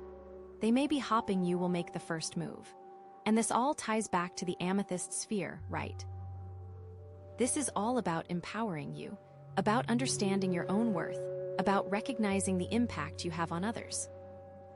And knowing that someone sees you in this light, whether they're jealous or inspired or just plain happy for you. It's incredibly empowering because it shows you that you're making a difference in the world, that you're touching people's lives, that you're creating a ripple effect of love and happiness. And it reminds you that you deserve all the good things that are coming your way, all the love, all the joy, all the connection. Okay, so they see your past, they see your power, they see your sacrifices, they see your dedication, they see your potential for love, and they see your ultimate happiness, whether it's already here or on its way. And they silently respect your journey for whatever reason, whether it's because they're intimidated or jealous or inspired or just plain happy for you. But what does this all mean? What do they want from you? Are they content to just be a silent admirer, or are they secretly hoping for something more? I feel like the next card is really going to clarify their intentions, their desires, their deepest, most heartfelt feelings for you. And I am, like, on the edge of my seat here. I need to know. It feels like something is really about to be revealed. Okay, the Seven of Pentacles. Whoa, friend, okay, so after all that emotion, the Ten of Cups, this feels like a real grounding moment, you know? Like, it's bringing us back down to earth a little bit. The Seven of Pentacles is all about, like, long-term investments, patience, waiting to see the fruits of your labor, all that good stuff, right? So immediately, I'm getting the vibe that they're seeing all of this, all your potential happiness, and they're taking a step back to assess, to evaluate, to see how things are unfolding before, like, making any big moves, you know? It's very wait and see. So, connecting this back to all those previous cards, right? It's like they're looking at your past, your power, your sacrifices, your dedication, your potential for love, and your ultimate happiness, and they're thinking, okay, this is all amazing, but where is it all going? What's the long-term outlook here? You know. It's like they're trying to figure out if all this is sustainable, if it's something that's going to last, if it's something that they can, like, potentially be a part of down the road, or if they're meant to admire you silently. So, how does this relate to the Ten of Cups, specifically? Well, remember how we were saying that they could be feeling a little bit jealous, or intimidated by your happiness, or inspired. Okay, so maybe the Seven of Pentacles is showing that they're taking a more measured approach because of those feelings, you know. If they're feeling a little jealous, maybe they're thinking, okay, I need to focus on my own garden, on my own investments, before I can even think about joining her in that Ten of Cups paradise. You know, they need to get to a place of happiness themselves. Or, if they're feeling inspired, maybe they're thinking, okay, she's clearly onto something here. I need to observe her. I need to learn from her. I need to see how she's cultivating this happiness, so I can apply it to my own life, right? So they are, like, trying to figure out what they can do to be on your level. And if they're feeling just plain happy for you, maybe they're thinking, okay, I'm just going to sit back and watch her bloom. I'm going to support her from afar, and I'm going to be patient and wait to see if there's a way for me to contribute to her happiness in the future. See? So it all really depends, right? But the key here is that they're not rushing into anything. They're not making any impulsive decisions. They're taking their time to assess the situation and to see how things are developing before they decide what to do next. And that assessment is what's influencing their silent respect. Now, let's dig a little deeper into this whole idea of patience and investment, right? The Seven of Pentacles is all about, like, putting in the work now and waiting to see the returns later, okay? So, maybe they're seeing you as someone who's planted a lot of seeds in your life, You've invested in your career, you've invested in your relationships, you've invested in your own personal growth, and now you're waiting to see what comes of it all, what grows, what blooms, And they're recognizing that it takes time, it takes effort, it takes dedication to cultivate a fulfilling life, and they're respecting your willingness to put in that work, to be patient, and to trust that the harvest will eventually come, which is huge, right? Or maybe they're seeing you as someone who's currently in the process of evaluating your investments, right? Maybe you're taking a look at your career, your relationships, your finances, and you're trying to figure out what's working, what's not working, and what needs to be adjusted, or what needs to be cut out entirely, It's like you're the one taking a step back. It's like they're respecting your need to reevaluate everything. They see you standing in your garden, looking at all your plants, and deciding which ones to keep, which ones to prune, and which ones to uproot, They're recognizing that this is a necessary process, that it's important to take stock of your life, and to make sure that you're on the right path, and they are respecting that you are taking the time to do so. And maybe they're even offering you some silent advice or support from afar, They might be seeing things that you're not seeing, they might be noticing potential problems or opportunities that you're overlooking, and they're silently hoping that you'll make the right decisions, that you'll choose the path that's best for you, even if it's not the easiest path, They want you to succeed. But here's where it gets really interesting, right? Because the Seven of Pentacles can also be about feeling a little bit impatient or frustrated, It's like you've been putting in the work, you've been waiting for the harvest, but it's just not coming as quickly as you'd hoped, and you're starting to wonder if it's all worth it, at all, So, are they seeing you struggling with this feeling? Are they seeing you starting to doubt yourself or to question your choices? This card here may signify they see your discouragement. And if so, how does that affect their silent respect? Well, maybe they're feeling a little bit sorry for you, They're seeing you working so hard, but not getting the results you deserve, and they're feeling like they want to help you, but they don't know how, or they don't think it's their place to help, or they're too scared to help, They are feeling almost helpless, and that's part of the respect. Or maybe they're thinking that you just need to be patient, that you just need to keep putting in the work, and that the harvest will eventually come if you just trust the process, trust yourself, trust the universe, It's like they're silently encouraging you to keep going, to not give up, to believe in yourself, even when things get tough. Like a quiet, you got this. And this ties back to that Queen of Wands energy, right? The Queen is all about confidence and self-belief, but even the Queen has moments of doubt, moments of insecurity, moments where she wonders if she's on the right path, So maybe they're seeing you as a queen who's struggling to maintain her confidence, who's starting to question her own power, and they're silently sending you strength, sending you encouragement, sending you love, hoping that you'll find your way back to your inner radiance, which is so important, right? Okay, so let's bring it all back to the silent respect, and to the potential jealousy or intimidation, right?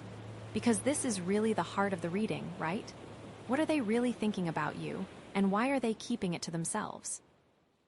So, if they're feeling jealous of your happiness, maybe the Seven of Pentacles is showing that they're realizing that happiness takes time, that it takes effort, that it takes investment, and that they're not willing to put in the work themselves, They are not only jealous, but they also don't want to do what you had to do to get there, to get to the Ten of Cups.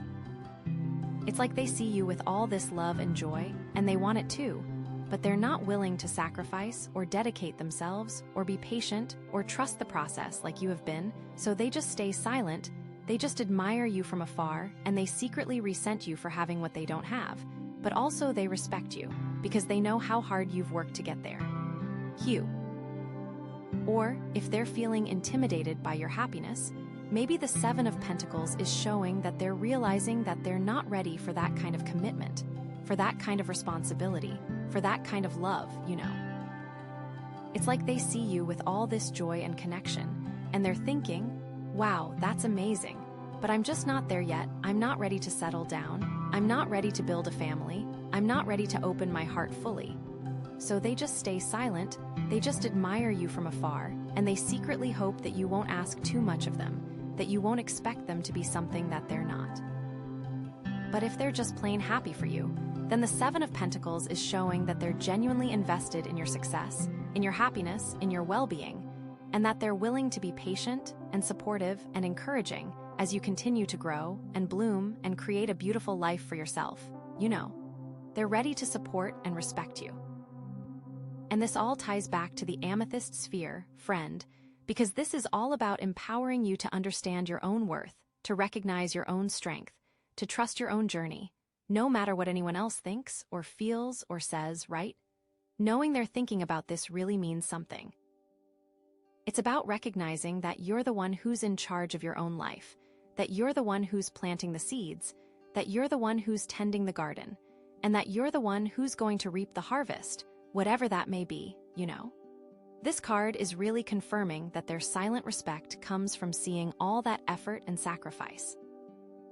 And it's about trusting that the universe has your back, that everything is happening for a reason, that even the tough times, the moments of doubt, the moments of frustration are all part of the process, and that they're all leading you to something even better, something even more beautiful, something even more fulfilling down the road. So yeah, they see you, they see your potential, they see your journey, and they silently respect you, for whatever reason, whether it's because they're jealous or intimidated or just plain happy for you. But ultimately, it's about you, it's about your power, it's about your strength, and it's about your ability to create a life that's filled with love and joy and connection and purpose. And I am so here for it. But friend, wow, what does this all mean for you, right?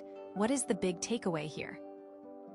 Well, I think it's that you need to trust your own instincts, you need to follow your own path, and you need to be patient with yourself and with the process, because you are on the right track and you are creating something amazing, and you are worthy of all the love and all the joy and all the happiness that's coming your way. I feel like that 7 here is about to bring something unexpected to light. Okay, so here we go. The moon, wow. This is such a mysterious and evocative card, you know? It's all about intuition and the subconscious and hidden things that are lurking beneath the surface. So, after all that practical, down-to-earth energy of the 7 of Pentacles, this feels like we're diving deep into the emotional realm again. So what does this mean in terms of what they're thinking about you? And how does it affect that silent respect? Well, immediately, I'm getting the sense that they see you as someone who is deeply intuitive, someone who is connected to their emotions, maybe even someone who is a little bit psychic, you know. It's like they recognize that you have this ability to see beyond the surface, to sense things that others can't, to tap into the hidden currents of energy that are all around us. They may be seeing that you are connected to the moon, or that you are deeply empathetic to those around you, or maybe that you have an affinity for the night. They may also see that you are able to easily access your subconscious. This may make them see you as someone who is very mysterious and enchanting. So think about it in terms of all those previous cards, right? The 6 of Cups was all about the past, about your roots, about your childhood. And now, with the moon, it's like they're seeing that your past isn't just a collection of memories. It's actually a source of deep wisdom, a wellspring of intuition that you can draw upon to navigate the present and to create the future. Maybe they see that you've overcome a lot of challenges in your life, that you've faced your fears and you've emerged stronger and wiser as a result, and that you have a huge capability for empathy toward others. Or the Queen of Wands with her confidence and her passion, right? Now, maybe they're seeing that your confidence isn't just about external achievements. It's actually rooted in a deep sense of self-trust, in a knowing that you can rely on your own intuition to guide you, no matter what, and that you can help to guide others with it as well, and that you can believe in yourself. And of course, that sacrifice and surrender of the Hanged Man. Now it's like they are seeing that you are willing to go deep, to face your shadows, to confront your fears in order to gain a greater understanding of yourself and of the world around you, you know? It's not easy to look into the darkness, but you're doing it, and they see that strength in you, and also that empathy.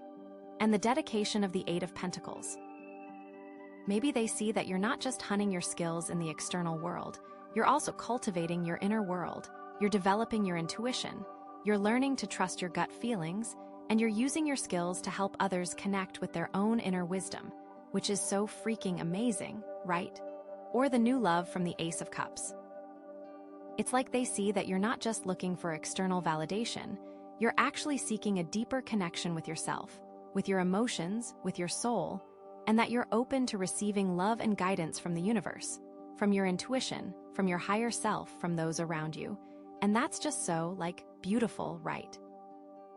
Okay, but what about the Ten of Cups, that ultimate happiness? It's like they're seeing that your happiness isn't just about external circumstances. It's actually rooted in a deep sense of inner peace, in a knowing that you're connected to something bigger than yourself, in a trust that everything is happening for your highest good, even when it doesn't feel like it, which is, so important, right? And then, what about that Seven of Pentacles, that long-term investment? It's like they are seeing that your intuition is your greatest asset, that it's something you can always rely on, no matter what, and that it's something that will continue to grow and to develop over time, as long as you nurture it, as long as you trust it, as long as you listen to it, right? So, how does this affect their silent respect? Well, it really depends on where they're at in their own journey, If they're someone who's already deeply connected to their own intuition, then they're probably going to be, totally in awe of you. They're going to see you as a kindred spirit, as someone who understands them on a deep level, as someone who can help them to navigate the mysteries of the universe. They may feel drawn to you and want to form a strong bond. If there's someone who's a little bit more skeptical or a little bit more rational, then they might be a little bit intimidated by you. They might not fully understand your intuition, but they'll probably still respect it. They'll probably see that it's something powerful, something that you value, and something that they maybe even wish they had more of in their own life. Or that they wish they could understand. They will see you as someone who is extremely unique. But here's where it gets really interesting, right? Because the moon is also a card of illusion, of deception, of hidden fears, of things that are not what they seem, So maybe they're not just seeing your intuition, maybe they're also seeing your vulnerabilities, your insecurities, your doubts, your fears, the things that you're trying to hide from the world, or even from yourself, Maybe they're seeing that you're struggling with anxiety, or with depression, or with some other mental health challenge, and they're silently respecting your strength in the face of that struggle, your willingness to keep going, even when things are hard, your ability to still shine your light, even when you're feeling dark inside, Or maybe they're seeing that you're in a situation that's not healthy for you. Maybe you're in a toxic relationship, or a dead-end job, or a stressful living situation, and they're silently respecting your resilience, your ability to cope, your determination to find a way out, your hope that things will eventually get better, or your attempts to make them better if you are not willing to leave.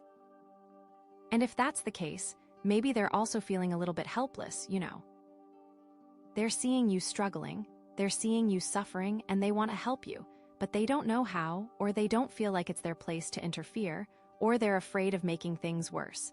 So they just stay silent, they just offer their support from afar, and they silently hope that you'll find your way to the light, to the happiness, to the Ten of Cups that you deserve. Or maybe they're seeing that you're not being honest with yourself, Maybe you're in denial about something. Maybe you're refusing to acknowledge a truth that's right in front of your face. Maybe you're clinging to an illusion that's preventing you from moving forward, and they're silently respecting your right to make your own choices, even if they don't agree with them. They want you to be you. They're still respecting your journey, even if they think you're on the wrong path, and they're silently hoping that you'll eventually wake up, that you'll eventually see the truth, that you'll eventually find your way to a more authentic and fulfilling life, And again, this all ties back to that silent respect, right? Because the moon is all about things that are hidden, things that are unspoken, things that are lurking beneath the surface. So maybe they're not even consciously aware of all these thoughts and feelings that they have about you, Maybe they're just sensing something, a vibe, an energy, a presence, and they're not quite sure what to make of it. But they know that it's something powerful, something meaningful, something that deserves their respect. Even if they can't fully articulate it, they can sense your vibe. Or maybe they're afraid of expressing their true feelings, Maybe they're afraid of rejection, maybe they're afraid of vulnerability, maybe they're afraid of disrupting the status quo, so they just keep their thoughts and feelings to themselves. They silently admire you, they silently support you, they silently hope for the best for you, but they never actually tell you how they really feel, which can be frustrating, right? But here's the thing, friend, this is where the amethyst sphere comes in, because this is all about empowering you to trust your own intuition, to connect with your own inner wisdom, to see beyond the illusions, to face your fears, and to create a life that's aligned with your soul's purpose, no matter what anyone else thinks or feels or says or does, It's about recognizing that you are the only one who can truly know what's best for you, that you are the only one who can truly create your own reality, that you are the only one who can truly define your own happiness and what your best outcome looks like. So, take a moment, close your eyes, and connect with the energy of this amethyst sphere, okay? Feel its power, feel its wisdom, feel its love, and ask it to show you the truth, to reveal the hidden things, to illuminate the shadows, to guide you on your path, and to empower you to create a life that's filled with joy, and with peace, and with purpose, and with all the things that your heart desires, and then you will have your 10 of Cups. Because the answers are already within you, friend. You just need to trust yourself, and you just need to listen to your intuition, and you just need to believe in your own power, and you just need to know that you are worthy of all the good things that are coming your way. So yeah, they see you, they see your potential, they see your journey, and they silently respect you, for whatever reason, whether it's because they're in awe of your intuition, or because they're concerned about your struggles, or because they're simply inspired by your strength. But ultimately, it's about you, it's about your power, it's about your journey. And it's about your ability to create a life that's aligned with your soul's purpose, and I have so much faith in you. I really, really do. So my friend, take these insights, trust your gut, and create the amazing life that you deserve. You are powerful, you are intuitive, and you are so, so loved. Okay, so, Rhodonite Pyramid. It's all about awakening, right? And with this theme of guarded longing, it feels like we're about to uncover some hidden truths, some things that have been maybe dormant or just below the surface. It's like a gentle nudge towards becoming aware of what's really going on deep down when there's this push and pull between wanting something and holding back. And oh my gosh, these cards, right? 7 of Wands, the Hermit, and the Hierophant. It's like a whole internal drama unfolding. So, 7 of Wands. Immediately, I'm seeing someone who feels like they're constantly on the defense.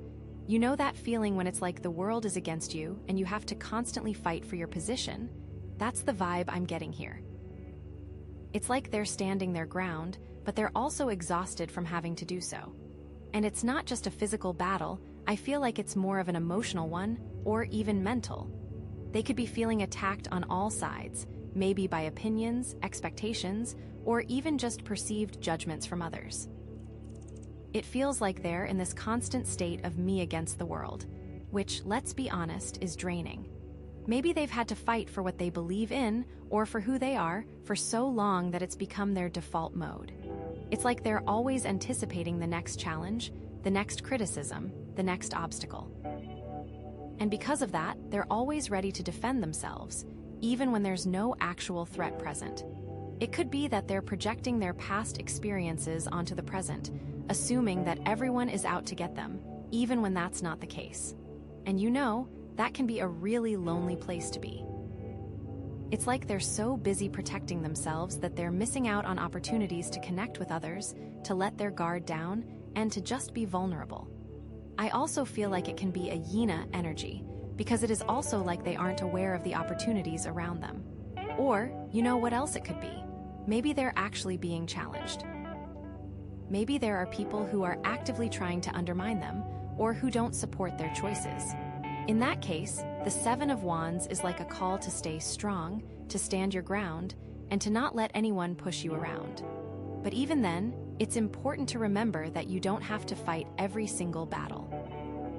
Sometimes, the best thing you can do is to conserve your energy and focus on the things that truly matter. And I think maybe the real hidden thought here is that they're wondering if this fight is even worth it. Like, Are they defending something that's truly important to them, or are they just stuck in a pattern of resistance? Are they fighting for the right reasons, or are they just afraid of change? And oh, you know what? This could totally tie into that guarded longing theme. Maybe they're longing for something, a relationship, a career, a sense of belonging, but they feel like they have to fight for it, and they're not sure if they're up to the challenge. Maybe they're afraid of putting themselves out there because they're worried about getting hurt or rejected. It's like they want something so badly, but they're also terrified of what it might cost them. And that fear is keeping them stuck in this defensive mode, always ready to fight off any potential threats. So in the end, I feel like there is yeehaw energy coming, like some really good things could come into your life. Okay, so then we have the Hermit. And after all that fighting and defending, it makes sense that they would want to retreat into themselves for a while. The Hermit is all about introspection, solitude, and seeking answers within.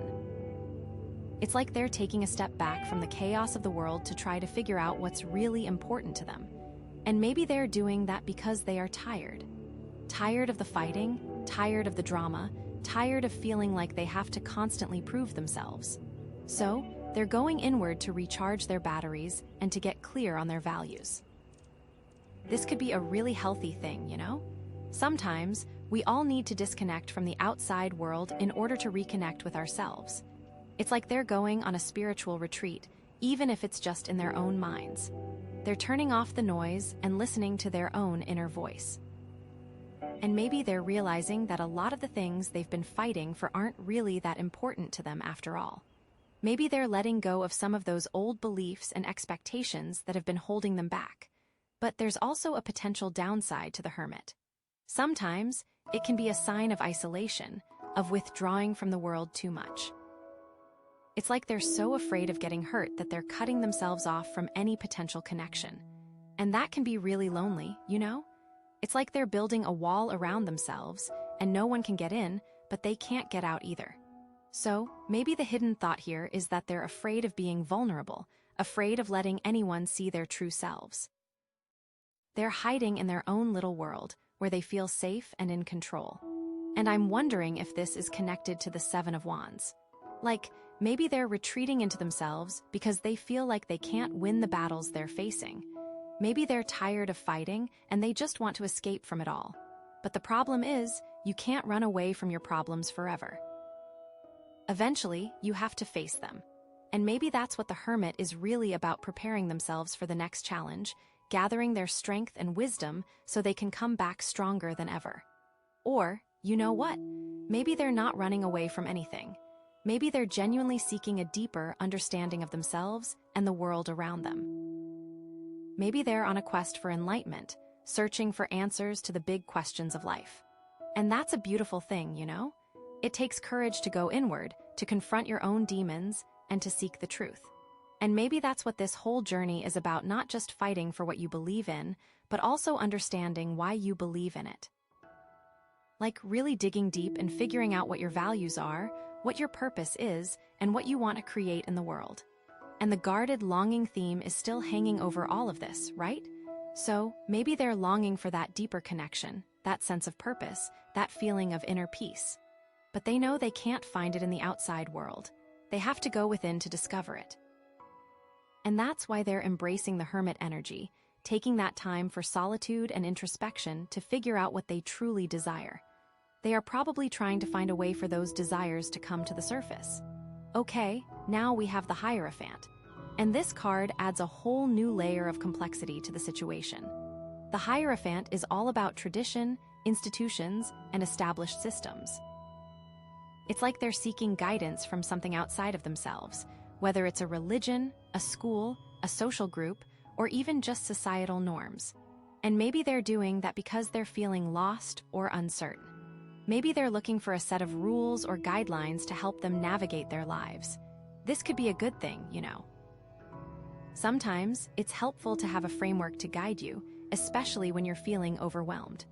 The Hierophant can provide a sense of structure and stability, a way to make sense of the world. But there's also a potential downside. The Hierophant can also represent conformity, a pressure to fit in and follow the rules, even if those rules don't align with your own values. It's like they're sacrificing their own individuality in order to gain approval from others. And I'm wondering if this is in conflict with the hermit. Like, maybe they've gone inward and discovered their own unique truth, but now they're feeling pressured to conform to external expectations. Maybe they're torn between what they believe is right and what society tells them is right.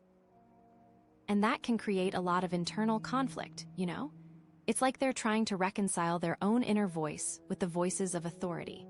Or maybe the Hierophant is actually supporting the hermit. Maybe they're seeking guidance from a spiritual teacher or a mentor who can help them on their journey of self-discovery. Maybe they're finding comfort and inspiration in traditional teachings or practices. In that case, the Hierophant is like a guide, helping them to navigate the inner world and to find meaning and purpose in their lives. But let's not forget about the Seven of Wands. How does this all tie into that feeling of being attacked and defended? Well, maybe they're feeling challenged by the very institutions or traditions that they're seeking guidance from. Maybe they're questioning the rules, pushing back against the status quo, and fighting for their own beliefs. It's like they're caught in a tug-of-war between their desire for belonging and their need for independence. And the hidden thought here could be that they're afraid of disappointing someone, whether it's a parent, a teacher, a religious leader, or even just society as a whole. They want to be accepted, but they also want to be true to themselves. And that's a really difficult balance to strike, you know? It takes courage to stand up for what you believe in, especially when it goes against the grain. But it's also important to remember that you don't have to sacrifice your own happiness in order to please others. And with that guarded longing theme, it feels like they're longing for a sense of belonging, a place where they can feel accepted and loved for who they are without having to compromise their own values. But they're also afraid of getting hurt, of being rejected, of not measuring up. And that fear is keeping them stuck in this cycle of defensiveness, introspection, and conformity. I feel like there may be yeehaw energy soon if they let themselves feel their own feelings. So, overall, these three cards together paint a picture of someone who's caught in a complex web of internal conflict and external pressures. They're longing for something, a connection, a purpose, a sense of belonging, but they're also afraid of getting hurt. They're fighting for what they believe in, but they're also questioning their own beliefs. They're seeking guidance from tradition, but they're also pushing back against it. It's like they're on a journey of self-discovery, trying to figure out who they really are and what they really want. And the hidden thoughts here are the fears, the doubts, and the uncertainties that are fueling that journey. It is like they are stuck in yina, energy, and don't want to let those feelings go. And wow, I'm so excited to see what the rest of this reading reveals, because it feels like we're just scratching the surface here. There's so much more to uncover about what's really going on in their heart and mind. Okay, Knight of Swords. Oh my gosh. Okay, so after all that, internal searching and feeling attacked, now we have the Knight of Swords coming in hot. You know, this is like somebody who is just I have an idea and I'm going to act on it immediately. This is full of energy, full of conviction, and not really thinking about the consequences, you know. It's like charge first, ask questions later. And with swords, it is all about the mind, right? So this isn't necessarily about emotions.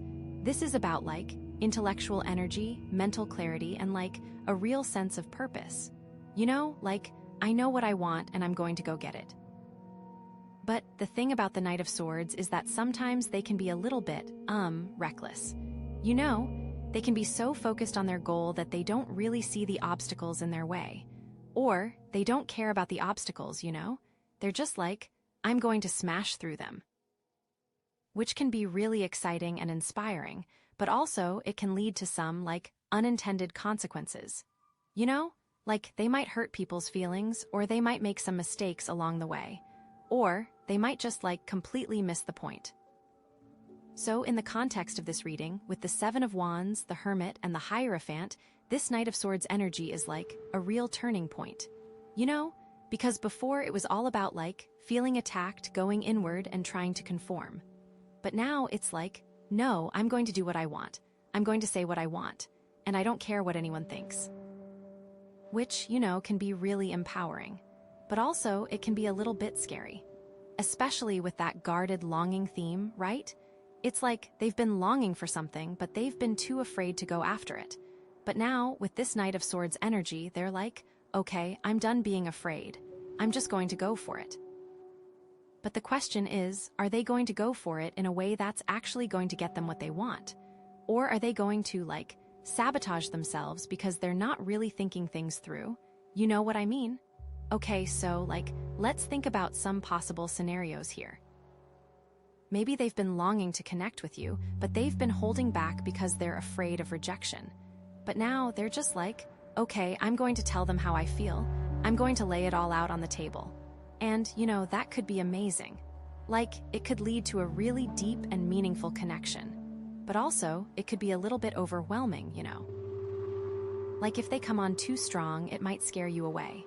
Or maybe they've been longing to break free from some kind of restriction, like a job or a relationship that's not really fulfilling them. And now they're just like, okay, I'm done, I'm quitting, I'm leaving. Which, again, could be really liberating. But also, it could be a little bit impulsive. Maybe they haven't really thought about the practicalities of it all. How are they going to pay the bills? Where are they going to live? And I think the key here is that this Knight of Swords energy is really driven by the mind, not necessarily by the heart. So they might be thinking, okay, this is the logical thing to do. This is the most efficient way to get what I want. But they might not be really considering the emotional consequences. How their actions are going to affect other people. Or how they're going to feel about themselves in the long run. So, with all of that in mind, what are their most hidden thoughts about you? That's the real question, right? And I think the Knight of Swords is shining a light on those thoughts, whether they want them to be revealed or not. So maybe they've been secretly admiring your intelligence, your wit, your ability to, cut through the BS. And they're like, wow, this person is really smart. I'm really attracted to their mind. But they're also a little bit intimidated, They're wondering if they can keep up with you. Or maybe they've been secretly judging you, They think you're too idealistic, or too naive, or too something. And they're like, I don't really understand why they believe in these things. It doesn't make sense to me. But at the same time, they're also a little bit fascinated, They're wondering if there's something they can learn from you. Or maybe they've been secretly resenting you, because you have something that they want. Maybe you're more successful than them, or more confident, or more loved. And they're like, it's not fair. Why do they get all the good things? But at the same time, they're also a little bit inspired, They're wondering if they can achieve the same things that you have. I think, ultimately, the Knight of Swords is revealing that their hidden thoughts about you are really complex and contradictory. It is not like they are all bad or all good. They're attracted to you, but they're also intimidated by you. They judge you, but they're also fascinated by you. They resent you, but they're also inspired by you. And all of those feelings are creating this tension within them, this push and pull that's making them feel really confused and uncertain. And I think that confusion and uncertainty is what's driving them to act so decisively, Because they're trying to resolve that tension, to figure out how they really feel about you. And the Knight of Swords is like, okay, I'm going to find out. I'm going to put myself out there. I'm going to see what happens. But the risk is that they might push you away in the process. If they come on too strong, or if they say something that's hurtful, or if they just completely misread the situation. So, I think the key here is for them to slow down and to really think about what they want before they act, and to consider the emotional consequences of their actions, not just the logical ones, and to be willing to be vulnerable, to let you see their true selves, even if it's a little bit scary. But that's a lot to ask of a Knight of Swords. They are not necessarily known for their emotional intelligence, but I think it's possible. I think that with the right guidance, and with a little bit of self-awareness, they can learn to harness that Knight of Swords energy in a way that's actually going to bring them closer to you, instead of pushing you away. Okay, so, wow, this is a lot to think about. But I'm so excited to see what the next card is going to reveal, because I feel like we're really getting to the heart of the matter here. And I'm wondering if the next card is going to give us some clues about how they can navigate this Knight of Swords energy in a more positive way. Or if it's going to show us that they're just going to keep charging ahead regardless of the consequences. It could be a real, wild card. Like, maybe it's going to be something that completely changes the game. Or maybe it's just going to be a subtle nudge in one direction or another. I have no idea, but I'm so ready to find out. Oh my gosh, the sun. After all of that, we get the sun. This is like pure joy, pure happiness, pure radiance. The sun is all about positivity, optimism, and feeling good in your own skin. It's like everything is coming up roses, you know? It's that feeling of warmth and light, like you're finally seeing things clearly and everything just feels right. It's like a weight has been lifted and you can finally breathe easy. This card is total Yeha energy, so how does this relate to everything we've already talked about? Well, think about it. We had that 7 of Wands with all that defensiveness and feeling attacked, right? The sun is like melting away all of that fear and anxiety. It's like they're realizing that they don't have to fight anymore, that they can just relax and be themselves and everything will be okay. It's like they're finally letting go of all those burdens they've been carrying around and they're stepping into the light. And then we had the Hermit with all that introspection and solitude. The sun is like bringing them out of their shell. It's like they've done the inner work, they've figured out what's important to them, and now they're ready to share that with the world. They're no longer afraid to be seen, to be vulnerable, to connect with others. It is like now they are like, Yeehaw, world, here I come, and the Hierophant with all that conformity and tradition. The sun is like helping them to break free from those restrictions. It's like they're realizing that they don't have to follow the rules anymore. They can create their own path, they can be their own authority. It's like they're finally embracing their individuality and their unique perspective. They don't need to live in the shadows of the world anymore. And then, of course, the Knight of Swords, that impulsive, headstrong energy. The sun is like tempering it with a dose of wisdom and understanding. It's like they're still passionate and driven, but they're also more aware of the consequences of their actions. They're thinking before they leap, and they're making sure that their actions are aligned with their values and their true desires. It's like they're charging forward, yes, but they aren't stepping on anyone in the process. So, the sun is like bringing all of these different energies together and harmonizing them. It's like they're finally integrating all the different parts of themselves and becoming a whole, authentic person. And that's a really beautiful thing, you know. It's like they are reaching their highest potential. But what about that guarded longing theme? How does the sun play into that? Well, I think the sun is like showing them that what they've been longing for is actually within reach. It's like they've been so focused on the obstacles and the challenges that they haven't been able to see the possibilities. But now, with the sun shining its light on the situation, they're realizing that everything they've ever wanted is actually right there in front of them. This definitely feels like a yeehaw moment. Maybe they've been longing for love, but they've been afraid of getting hurt. The sun is like showing them that it's okay to be vulnerable, to open their heart, to take a chance on love. It's like they're realizing that the risk is worth the reward. They can trust again, or maybe they've been longing for success, but they've been doubting their own abilities. The sun is like giving them the confidence they need to pursue their dreams. It's like they're realizing that they're capable of anything they set their mind to. You know, like, the sky is the limit. Or maybe they've just been longing for happiness, but they've been feeling stuck in a rut. The sun is like reminding them that happiness is a choice. It's like they can choose to focus on the positive, to appreciate the good things in their life, and to find joy in the present moment. Like, finally. So the sun is like illuminating their path forward and showing them that their dreams are within reach. But what are their most hidden thoughts about you in all of this? That's what we really want to know, right? Well, I think the sun is like revealing a deep sense of admiration and appreciation. It's like they see you as a source of light and inspiration in their life. They see your joy. They see your ability to find happiness even in the midst of challenges, and they're really drawn to that.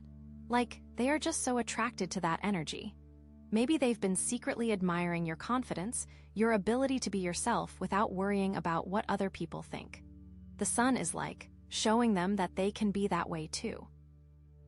It's like you're giving them permission to be authentic and to embrace their own unique qualities. Like, you are their role model, or maybe they've been secretly admiring your kindness, your compassion, your ability to connect with others on a deep level.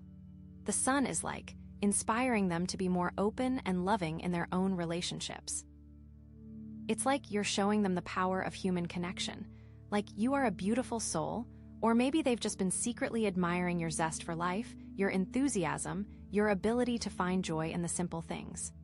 The Sun is like reminding them that life is a gift and that it should be celebrated. It's like you're making them want to live life to the fullest. The Yeha energy is contagious, but I think the most important thing that the Sun is revealing is a sense of vulnerability. It's like they're finally letting their guard down and showing you their true selves. They're no longer afraid to be seen, to be known, to be loved. And that's a really big deal, especially given all that defensiveness we saw earlier. Like they are finally trusting you enough to be real. They may feel like a child when you are around, like they can be themselves and not be judged. Now, with all this positivity and joy, it's important to consider the potential pitfalls. The Sun can sometimes represent overconfidence or naivete.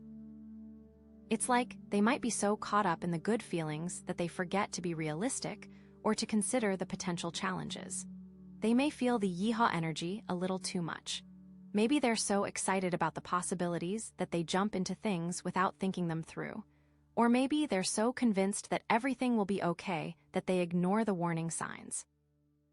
It's important for them to stay grounded and to balance their optimism with a healthy dose of caution. This card doesn't mean they should ignore the world, but overall, the Sun is a really positive card in this reading. It's like it's bringing a sense of hope, joy, and clarity to the situation, and it's revealing some really beautiful hidden thoughts about you. It's like they see you as a source of light and inspiration in their life, and they're finally ready to let their guard down and be vulnerable with you. So the Yina energy is finally starting to fade. And now, with all of that in mind, I am so excited to see what the final card is going to reveal. Because I feel like we're really close to understanding the full picture here. Is it going to confirm this sense of joy and optimism, or is it going to throw a wrench in the works? I have no idea, but I am so ready to find out. Oh my gosh, okay, and now we get the Fool. You know, after all that, like, sunshine and happiness, the Fool is like, okay, great, but what's next? It is like a whole new adventure is starting now. So, like, just to recap, we had the Seven of Wands feeling like they're always under attack, then the Hermit retreating to figure things out, then the Hierophant seeking guidance from tradition, but then the Knight of Swords bursting out and doing their own thing, and then finally the Sun bringing all this joy and clarity. So, it is like they went through this whole roller coaster of emotions and experiences, and now they are like, yeehaw, everything is great. But the Fool is like, okay, but like, what is even greater out there? It's like they finally found some peace and happiness, but now they are wondering what the next chapter of their life holds, and the card showing up is the Fool. The Fool is all about new beginnings, you know? It's about taking a leap of faith, stepping into the unknown, and embracing the unexpected. It's like you are standing at the edge of a cliff and you are not entirely sure what is down there, but you are going to jump anyway because you want to see it. It is like, yeehaw, freedom. It's about trusting the universe and believing that everything will work out for the best, even if you can't see how it will all come together. It is like the ultimate trust fall, you know? And with that Rhodonite pyramid energy, that awakening, it is like this jump off the cliff is part of their awakening. But remember that guarded longing theme? That is like the secret ingredient here. They have been longing for something, right? And now, with the Fool, it is like they have a chance to finally go after it. But it is going to require taking a risk, stepping outside of their comfort zone and embracing the unknown. And that can be really scary, you know? Especially after feeling so good with the Sun. It is like, do I really want to mess this up? Do I really want to risk losing this happiness? But the Fool is like, yes, you have to, because there is so much more out there waiting for you. It is a big, beautiful world. So, what are their most hidden thoughts about you with the Fool in the mix? Well, I think it is adding a whole new layer of excitement and possibility. It is like they see you as part of this new adventure, this leap of faith. They see you as someone who can help them to embrace the unknown and to create a new life for themselves. Maybe they have been secretly thinking that you are the key to their happiness, the missing piece of their puzzle. And now, with the Fool, they are like, okay, I am going to see if that is true. I am going to take a chance on this relationship, and I am going to see where it goes. But it is not just about romance, you know? It could be about friendship or collaboration or any kind of connection. It is like they see you as someone who can help them to grow, to learn, and to experience new things. They may even feel like with the other cards, you are the only one that makes them feel like a child again, like they can be their true selves around you.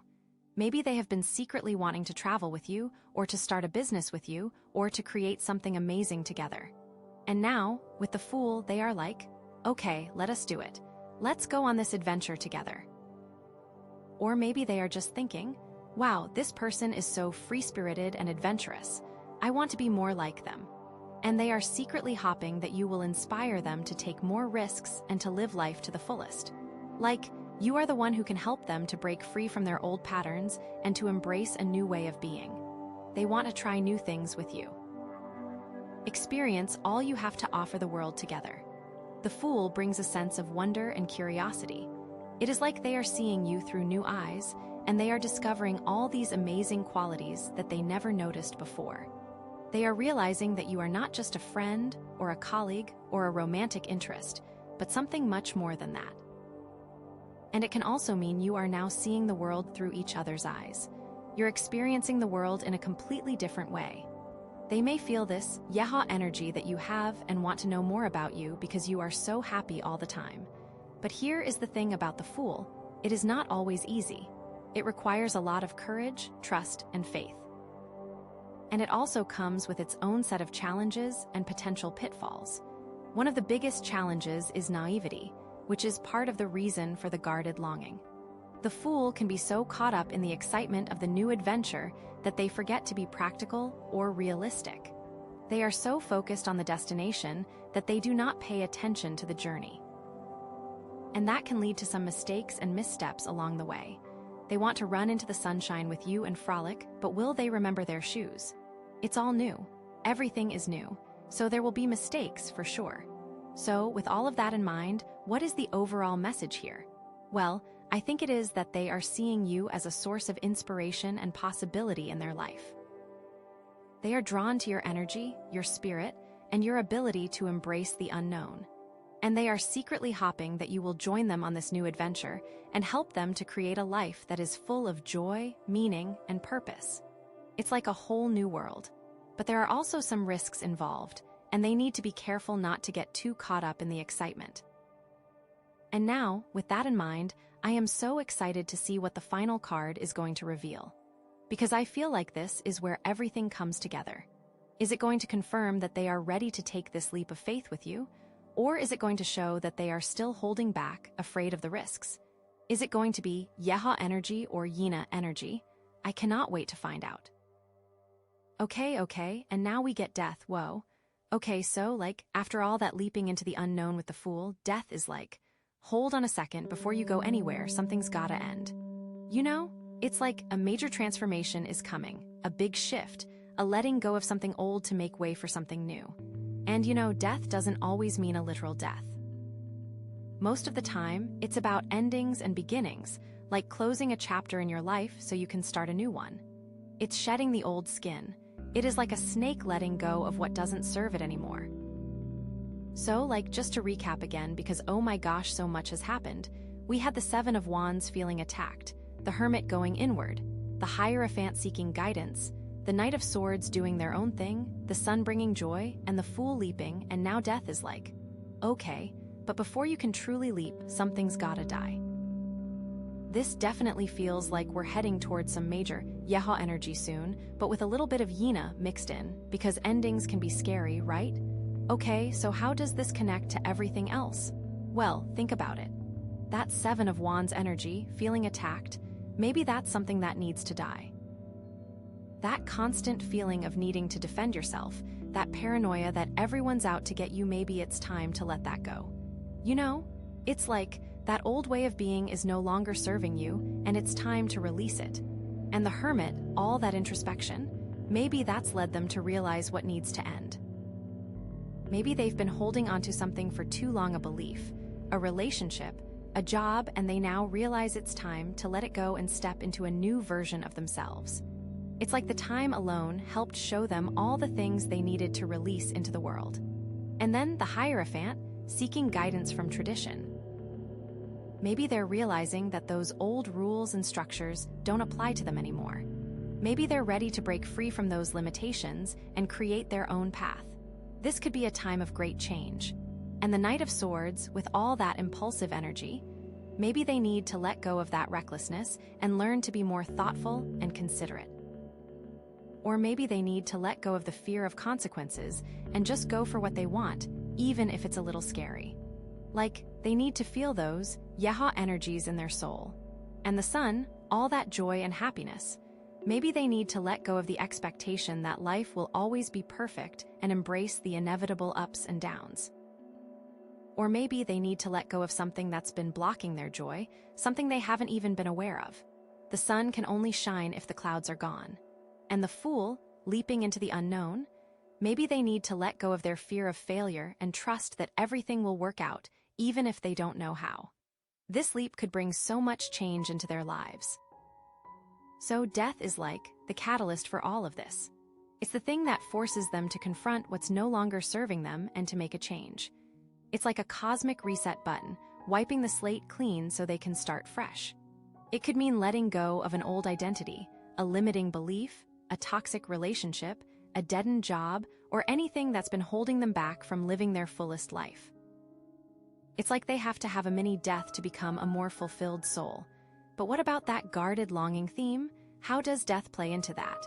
Well, maybe they've been longing for something that requires a significant change, a major ending. Maybe they've been wanting to leave a relationship, but they've been too afraid to hurt the other person. Or maybe they've been wanting to change careers, but they've been too afraid to lose the security of their current job. Or maybe they've been wanting to move to a new city, but they've been too afraid to leave their family and friends. Death is like saying that in order to get what they truly long for, they have to be willing to let go of something else. It's like you can't have a new beginning without an ending. There must be a sacrifice. And that can be a really difficult choice, especially when you're dealing with that guarded longing theme. It's like they want something so badly, but they're also afraid of what it might cost them. They don't want to risk losing something they already have, even if it's not making them happy. It's like they are caught in a Yina energy trap and are unsure how to let go. But death is like saying that the risk is worth it, that the reward of finally having what you truly long for is greater than the pain of letting go. You can't let the Yina energy hold you back. So, what are their most hidden thoughts about you in all of this? Well, I think death is like revealing that they see you as part of this transformation. They may see you as the thing they need to let go of, or they may see you as the thing they're moving towards. It all depends on the situation, you know? Maybe they've been secretly thinking that you're holding them back in some way, that you're preventing them from living their fullest life. And death is like forcing them to confront that thought and to decide whether or not it's true. This could hurt, but they also may just need time to process the changes. Or maybe they've been secretly thinking that you're the key to their transformation, that you're the one who can help them to let go of the old and embrace the new. And death is like encouraging them to open up to you and to ask for your help. And that could bring you closer together. Maybe they are seeing you as a completely different person and are starting to want you in a new way. But with all this transformation, it's important to remember that death can also be a difficult and painful process. Endings are never easy, even when they're necessary. And they may be struggling with feelings of grief, sadness, and loss. They may be resisting the change, clinging to the old ways, even though they know it's not good for them. They may be afraid of the unknown, afraid of what life will be like without the thing they're letting go of. And so I think the key here is for them to be patient with themselves and to allow themselves to feel all the emotions that come up. To not try to suppress or avoid the pain, but to embrace it as part of the healing process. And to remember that even though something is ending, something new is also beginning. This could be a great time of reflection for them as well. And that is really powerful, you know? Change is never easy, but they need to feel that Yeha energy that is inside of them. They may be pushing you away right now. They may even be fighting with you. But do not let that get you down. You are a powerful person. But overall, death is a card of transformation and change. It's about letting go of the old to make way for the new. And it's about embracing the inevitable endings and beginnings that life brings. And with that in mind, I am so excited to see what the next card is going to reveal. Is it going to show us what they're letting go of? Or is it going to show us what they're moving towards? Or is it going to throw us another curveball? I have no idea, but I'm so ready to find out. Oh my gosh, I can't wait. Okay, so the Emperor.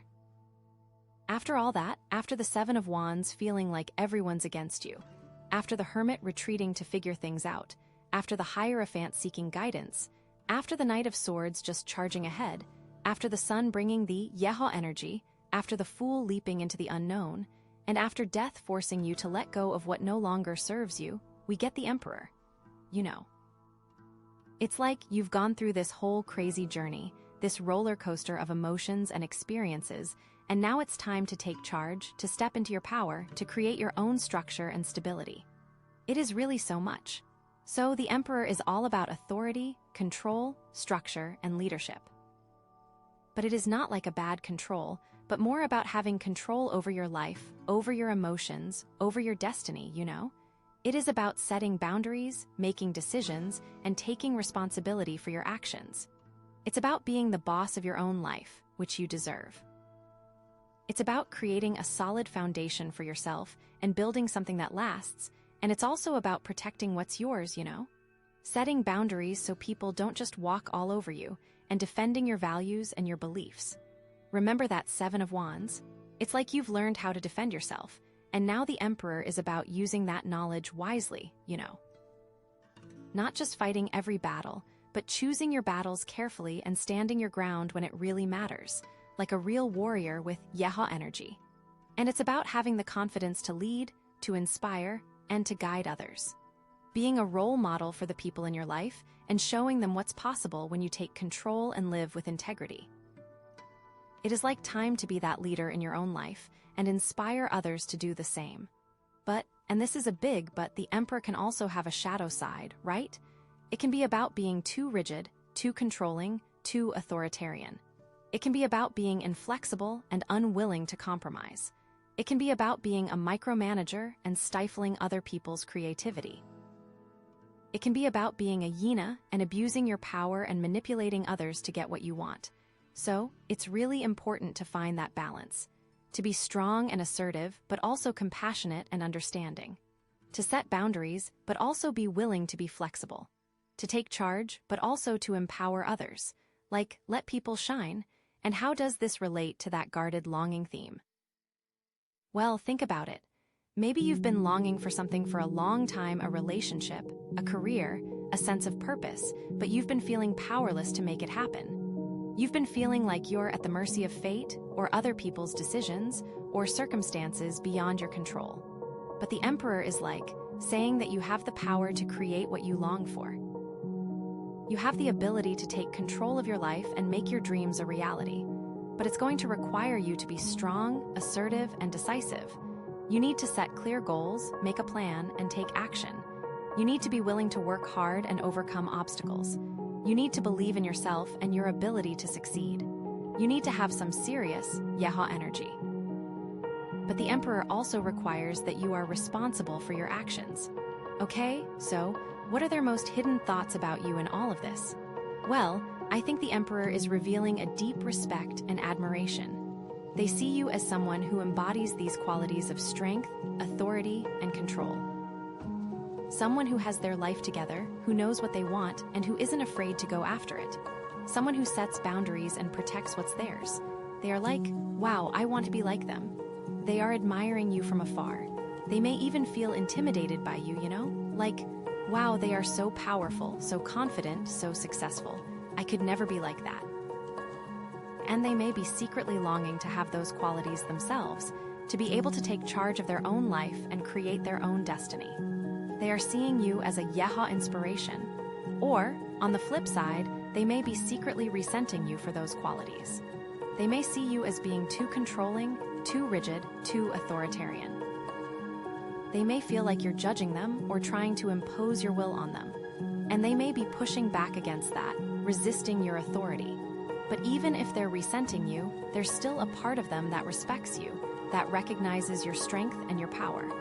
I think at the end of the day, that is what it may come down to. But what about the other cards, the journey they have been on? With the Seven of Wands, maybe they secretly admire your ability to stand up for yourself, to defend your beliefs, even when it's difficult. The Emperor is about taking control and creating a life that aligns with your values. You have Yeha energy to create an awesome life, you know. With the Hermit, maybe they secretly admire your ability to go inward, to connect with your inner wisdom, to find your own answers. The Emperor is about having that inner authority, about trusting your own judgment instead of relying on external validation. They may be searching for ways to connect to themselves. With the Hierophant, maybe they are admiring you because you make your own rules and do not care what others think. The Emperor is about breaking free from those limitations and creating your own path. Time to be the boss. And with the Knight of Swords, maybe they secretly admire your decisiveness, your quick thinking, your ability to take action. The Emperor is about harnessing that energy, channeling it in a productive way, instead of being reckless or impulsive, you know? The Yeha energy is powerful. With the Sun, maybe they secretly admire your joy, your optimism, your ability to find happiness even in the midst of challenges. The Emperor is about creating a life that is aligned with your values and brings you joy, a life that is sustainable and fulfilling, not just a fleeting moment of happiness. With the Fool, maybe they secretly admire your willingness to take risks, to step into the unknown, to embrace new experiences. The Emperor is about grounding that energy, about taking calculated risks instead of being reckless or naive. So, the Emperor is really about integrating all those different aspects of yourself, all those different experiences, and creating a cohesive, powerful whole. It's about taking all that Yeha energy and channeling it into something meaningful, something lasting. Time to let that energy shine. So, how can you use this information to create the life you desire? Well, first of all, it's important to recognize your own power and potential, to believe in yourself and your ability to create change, to stop waiting for someone else to come along and save you or give you permission to live your dreams. You are the emperor of your own life. Secondly, it's important to set clear goals and make a plan, to figure out what you want to achieve, what kind of life you want to create, and then to break it down into smaller, manageable steps, to create a roadmap for yourself and to follow it with discipline and determination. Thirdly, it's important to set boundaries, to protect your time, your energy, and your resources, to say no to things that don't align with your values or your goals, to surround yourself with people who support and uplift you, and to distance yourself from people who drain you or bring you down. Fourthly, it's important to take responsibility for your actions, to own your mistakes, to learn from them, and to move on, to not blame others or make excuses, to take accountability for your choices and to strive to do better. Fifthly, and finally, it's important to be compassionate and understanding, both with yourself and with others, to recognize that everyone is on their own journey, doing the best they can with what they have, to offer support and encouragement instead of judgment and criticism, to lead with kindness and empathy. You have Yeha energy that others could really use, because the Emperor is not just about power and control, it's about wisdom and compassion too. So pile crystal, that is where I'm going to leave your reading. Thank you guys so much for watching, and thank you so much for letting my ads play in the background. That is one of the simplest and easiest ways to show appreciation for me in my channel. Thank you to everyone who does that. I hope you have a very happy new year and a wonderful, wonderful 2024. I hope this reading resonated, and I hope you all have a wonderful day or night whenever it is that you're watching this video, and I hope you'll come back and see me again soon. Okay, so you pick the agate palm stone, which is all about awakening, and this reading is themed around unacknowledged curiosity, right? So basically, get ready for some major aha moments about what someone's really thinking. Oh, this is gonna be good. All right, so the first card we have here is the Empress. Oh my gosh. So, the Empress is all about abundance, nurturing, fertility, creativity, all the good stuff, you know? When I see this card, I automatically think of someone who is just a natural caregiver, someone who is very in tune with their senses, very sensual, and just someone who, creates beauty wherever they go. So, the first thought that comes to mind is that this person, the person you're wondering about, they see you as someone who embodies these qualities. They might see you as someone who is incredibly nurturing, someone who is very creative, or someone who just brings a sense of beauty and abundance into their life. It's when you're around someone and you just feel good, you just feel taken care of, you feel inspired. That's the kind of energy that the Empress radiates, and that's how they might perceive you.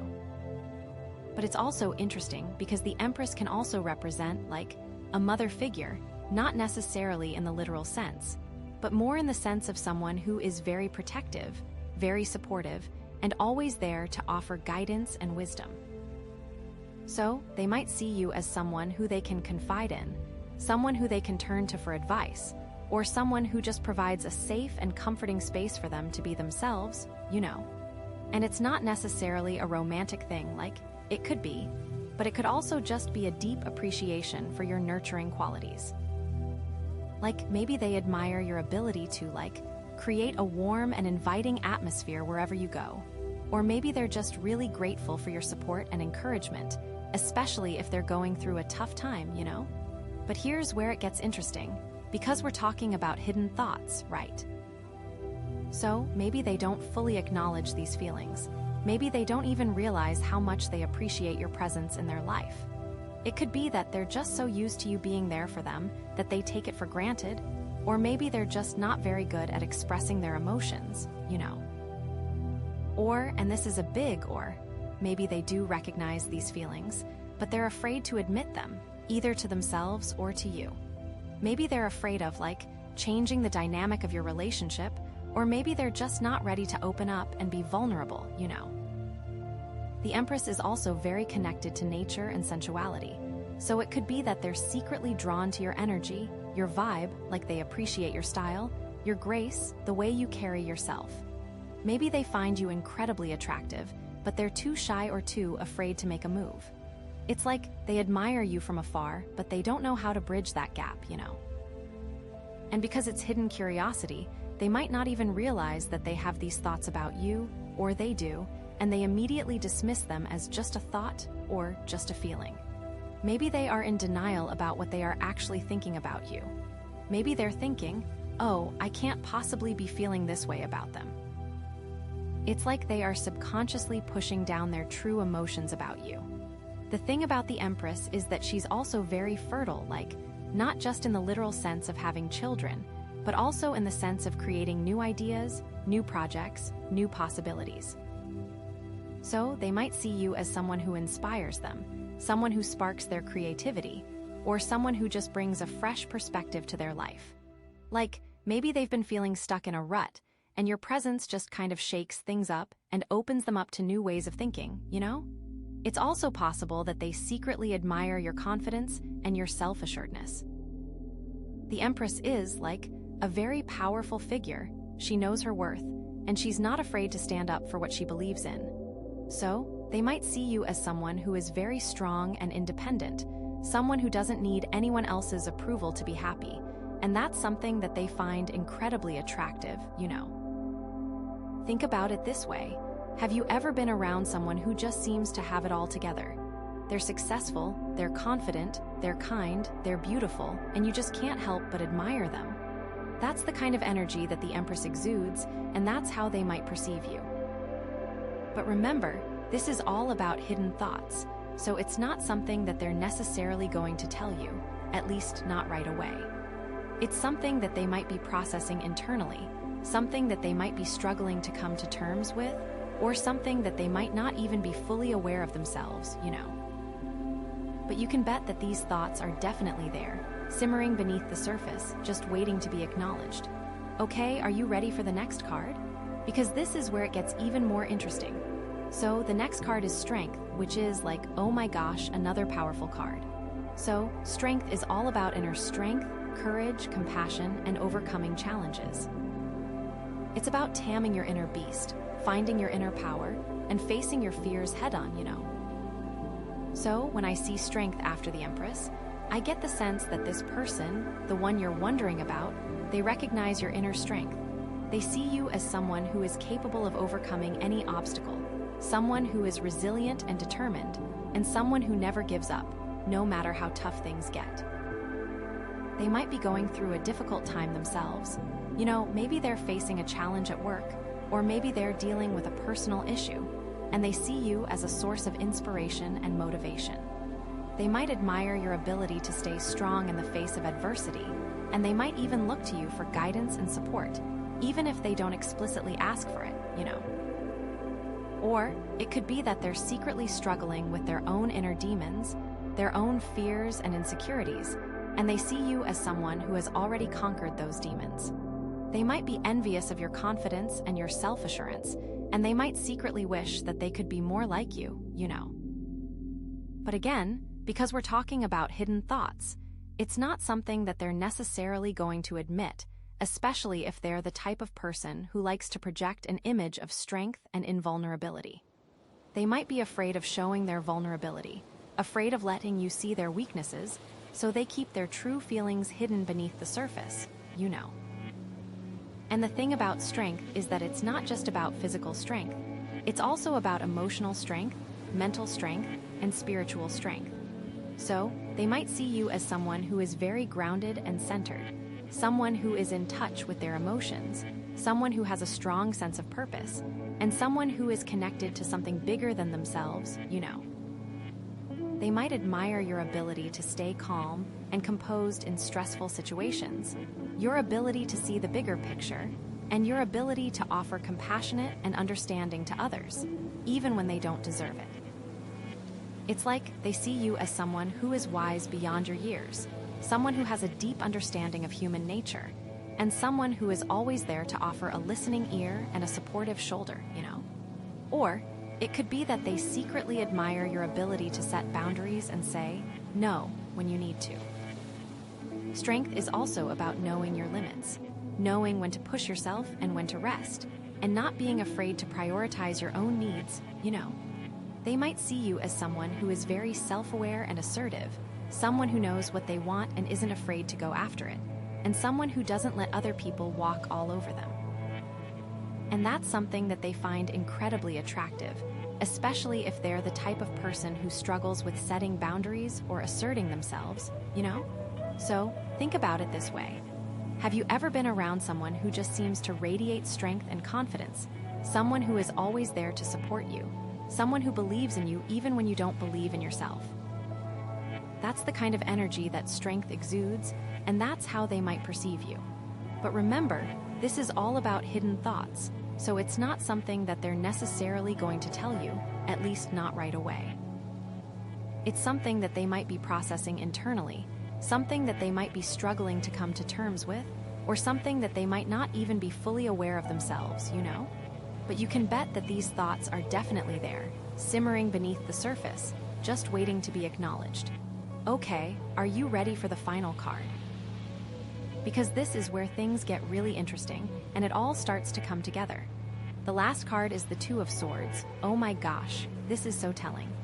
The Two of Swords is all about indecision, choices, blockages, and being caught between two options.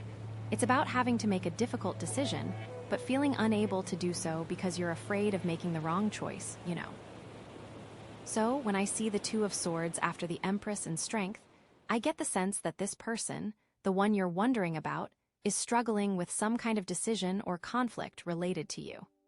They might be torn between their head and their heart, between logic and emotion, or between what they think they should do and what they actually want to do, It could be that they have feelings for you, but they're afraid to act on those feelings because they don't want to ruin the friendship, or because they're afraid of rejection, or because they're just not sure if they're ready for a relationship, Or it could be that they're attracted to you, but they're trying to suppress those feelings because they think it's inappropriate, or because they're already in a relationship, or because they're afraid of what other people will think, you know? The thing about the Two of Swords is that it often represents a blockage, something that is preventing you from moving forward. So, in this case, it could be that they're blocking their own feelings, they're refusing to acknowledge their true desires, or they're just too afraid to take a risk, you know? They might be overthinking things, analyzing every possible outcome, and trying to make a rational decision, but the problem is that the heart doesn't always follow logic. Sometimes you just have to trust your gut and take a leap of faith, even if it's scary, you know. But because we're talking about hidden thoughts, it's not something that they're necessarily going to tell you, especially if they're the type of person who likes to keep their emotions under control. They might be afraid of showing their vulnerability, afraid of letting you see their inner turmoil, so they put up a wall, they blindfold themselves, and they try to pretend that everything is fine, you know. Or it could be that they're not even aware of the conflict that's going on inside of them. They might be so good at suppressing their emotions that they don't even realize that they're struggling with a decision related to you. It's like they're sleepwalking through life, oblivious to their true feelings, you know? They may have convinced themselves that the feelings are one-sided or that they are not strong enough to act on. Maybe they think that it is just a silly crush and it will go away. So instead of acting on how they feel, they actively try to ignore the feelings that they have for you. They might be telling themselves that they are just friends and that is all that you will ever be, but secretly they are hoping for more than just a friendship. They want to be more intimate with you, but are afraid of ruining what you already have. The Two of Swords can also represent a need for clarity, a need to see things from a different perspective. So, it could be that they need to step back from the situation, take some time to reflect, and try to gain a better understanding of their own feelings, you know.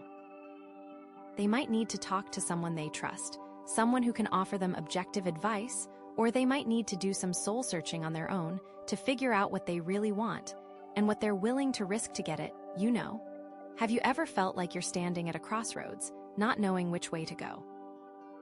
That's the kind of energy that the Two of Swords represents, and that's how this person might be feeling right now when it comes to you. Okay, so, pulling it all together, the Empress, Strength, and Two of Swords.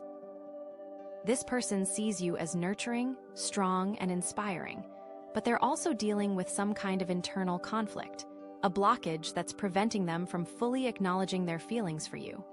They're curious, definitely, but there's something holding them back. It's like they admire you, respect you, maybe even desire you, but they're just not ready to take that leap of faith, not yet anyway. But don't worry, because the fact that these cards came up means that something is definitely brewing beneath the surface. The unacknowledged curiosity is there, and it's only a matter of time before it starts to bubble up and reveal itself. And with that agate palm stone, that awakening energy, I think they're going to be forced to confront these hidden thoughts, sooner rather than later. Oh, I can't wait to see what happens next. What other secrets are hiding in their heart, you know? Okay, let's pull the next card. Okay, so where were we? Right, they're totally crushing on you, but they're also freaking out about it, like big time. So the next card we have here, oh my god, this is huge, this is the Chariot. Okay, so the Chariot is all about willpower, control, success, and like overcoming obstacles, you know. It's about taking charge of your life and like moving forward with confidence and determination. So like, when I see the Chariot after the Empress, Strength, and the Two of Swords, like, it's so clear, it's like this person has a choice to make, right? They can either stay stuck in their indecision and like keep blocking their feelings, or they can like put on their big kid pants and like take control of the situation and like go after what they want, you know? And what they want, let's be real, is you. It's like the Two of Swords is all about being stuck, right? But the Chariot is like, no, I'm not gonna be stuck anymore. I'm gonna break free from these chains and like charge forward. So like, this could mean that they're finally ready to like admit their feelings for you, you know? Like maybe they've been denying it for so long, but they just can't ignore it anymore. Or like maybe they're finally ready to like make a move, like ask you out on a date or like tell you how they really feel, you know? And the agate palm stone is all about awakening, right? So like, This could be a sign that they're finally waking up to their own desires and like realizing that they can't keep suppressing their feelings forever, you know? It's like they've been asleep at the wheel for so long, but now they're finally ready to take control and like steer their life in the direction they want it to go. But like, here's the thing about the Chariot, right? It's not just about like charging forward blindly, it's also about having control and direction. So, like, they can't just like impulsively confess their love for you without thinking it through first, you know. They need to have a plan, they need to know what they want, and they need to be prepared for the consequences, whatever they may be. It's like they need to be strategic about it, you know? They can't just like barge into your life and expect you to like fall into their arms. They need to like woo you, they need to show you that they're serious, and they need to like earn your trust, you know? But like, if they're successful, oh my God, this could be like the start of something amazing, you know? Like, the Chariot is all about success and victory. So if they're able to like overcome their own internal obstacles and like win you over, this could be like a really powerful and fulfilling relationship, you know? Think about it like this, you know, like imagine them like finally getting the courage to ask you out on a date, and like you say yes, and like you have this amazing time together, and like you realize that you have this incredible connection, and like it's just like fireworks, you know? Or like imagine them like finally telling you how they feel, and like you feel the same way, and like you just like fall into each other's arms, and it's just like this beautiful romantic moment, you know? That's the kind of energy that the Chariot brings. It's like anything is possible if you just have the willpower and the determination to go after it. But like, here's the thing, right? The Chariot can also be a little bit reckless, you know? It can be about being so focused on your goal that you, like, ignore everything else around you. So, like, they need to be careful not to, like, steamroll you or, like, push you into something you're not ready for, you know? They need to be respectful of your boundaries, and they need to, like, listen to your needs, and they need to, like, make sure that you're both on the same page, you know? It's like, they can't just assume that you're going to be as excited about this as they are, you know. They need to, like, take it slow, they need to, like, build a connection with you, and they need to, like, make sure that you're comfortable with where things are going, you know? Or, like, another possibility, right, is that the Chariot could represent them, like, running away from their feelings, you know? Like, instead of facing their fears and, like, taking a risk, they might just, like, decide that it's too complicated and, like, try to bury their feelings even deeper, you know? Like, maybe they'll convince themselves that you're just friends and, like, try to move on, or, like, maybe they'll find someone else to, like, distract themselves from their feelings for you, you know? It's like they'll use their willpower and determination to, like, suppress their emotions and, like, pretend that nothing ever happened, you know? But, like, the thing about suppressing your feelings is that they always come back, you know? Like, you can't just bury them forever. They'll eventually bubble up to the surface and, like, cause even more problems down the road, you know? So, like, even if they try to run away, they won't be able to escape their feelings for you completely, you know? They'll still think about you, they'll still wonder what if, and they'll still secretly regret not taking a chance, you know? It's like the Chariot can be about control, but it can also be about, like, the illusion of control, you know? Like, you might think you're in control, but really you're just running from your own fears, you know? So, like, if they choose to run away, it's not going to solve anything. It's just going to prolong the inevitable, you know? They'll still have to deal with their feelings eventually, and it's probably going to be even harder later on, you know? And let's be honest, like, do you really think they're the type to run away from a challenge? I mean, we've got strength here, so, like, I think they have the inner resources to face their fears and, like, take a risk, you know? But, like, it's still a possibility, you know? Everyone has moments of weakness, and everyone is afraid of getting hurt, you know? So, like, they might try to convince themselves that it's not worth the risk, that you're better off as friends, or that they're just not good enough for you, you know? But, like, those are just excuses, you know? Those are just their fears talking, and they need to, like, recognize that and, like, push past those fears, you know? Think about it like this, you know? Like, have you ever been so scared to do something that you almost talked yourself out of it, but then you did it anyway, and it turned out to be the best thing you ever did? That's the kind of energy that the Chariot is about, you know? It's about facing your fears, taking a risk, and reaping the rewards, So even if they're scared, even if they're uncertain, I think they have the potential to overcome their obstacles and go after what they want, They just need to believe in themselves, and they need to trust that everything is going to work out for the best, And honestly, with the Empress and Strength backing you up, I feel like this is something they almost have to do. They won't be able to live with themselves if they don't. It's like they already know you are someone so special and amazing that they won't ever find someone like you again. So they're probably weighing the pros and cons. But in the end, the thought of potentially losing you is probably their biggest fear and motivator. So I think that they will move forward, but in a very calculated way. They are going to think out every single step they take and make sure they execute it with the highest degree of success.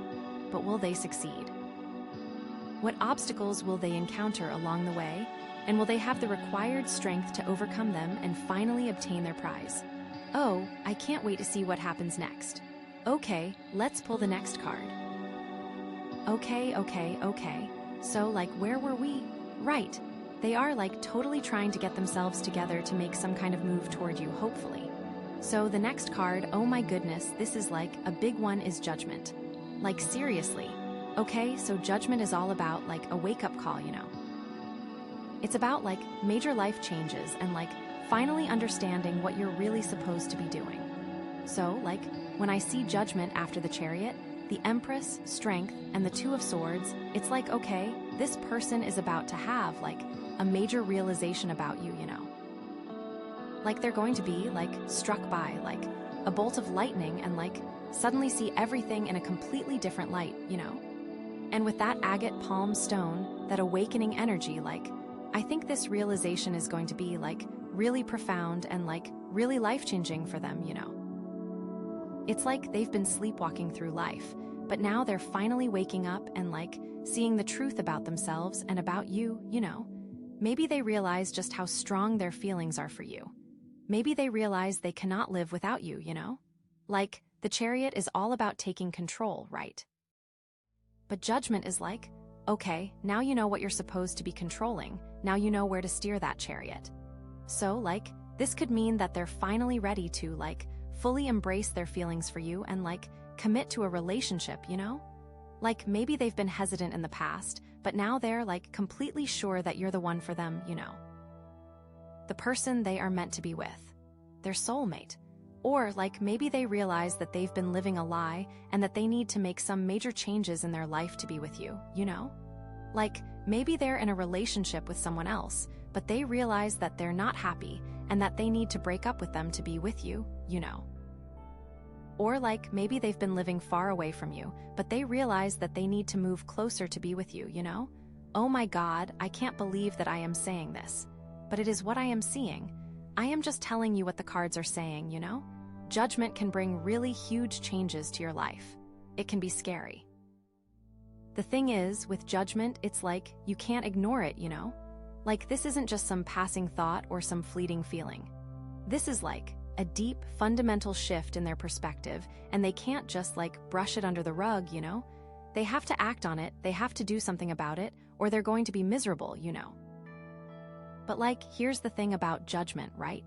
It's not always easy, Sometimes the truth hurts, and sometimes facing your fears can be really scary, So they might try to resist this awakening, they might try to ignore their true feelings, or they might try to convince themselves that it's just a passing phase, But the thing about Judgment is that it's relentless, It's not going to let them off the hook that easily.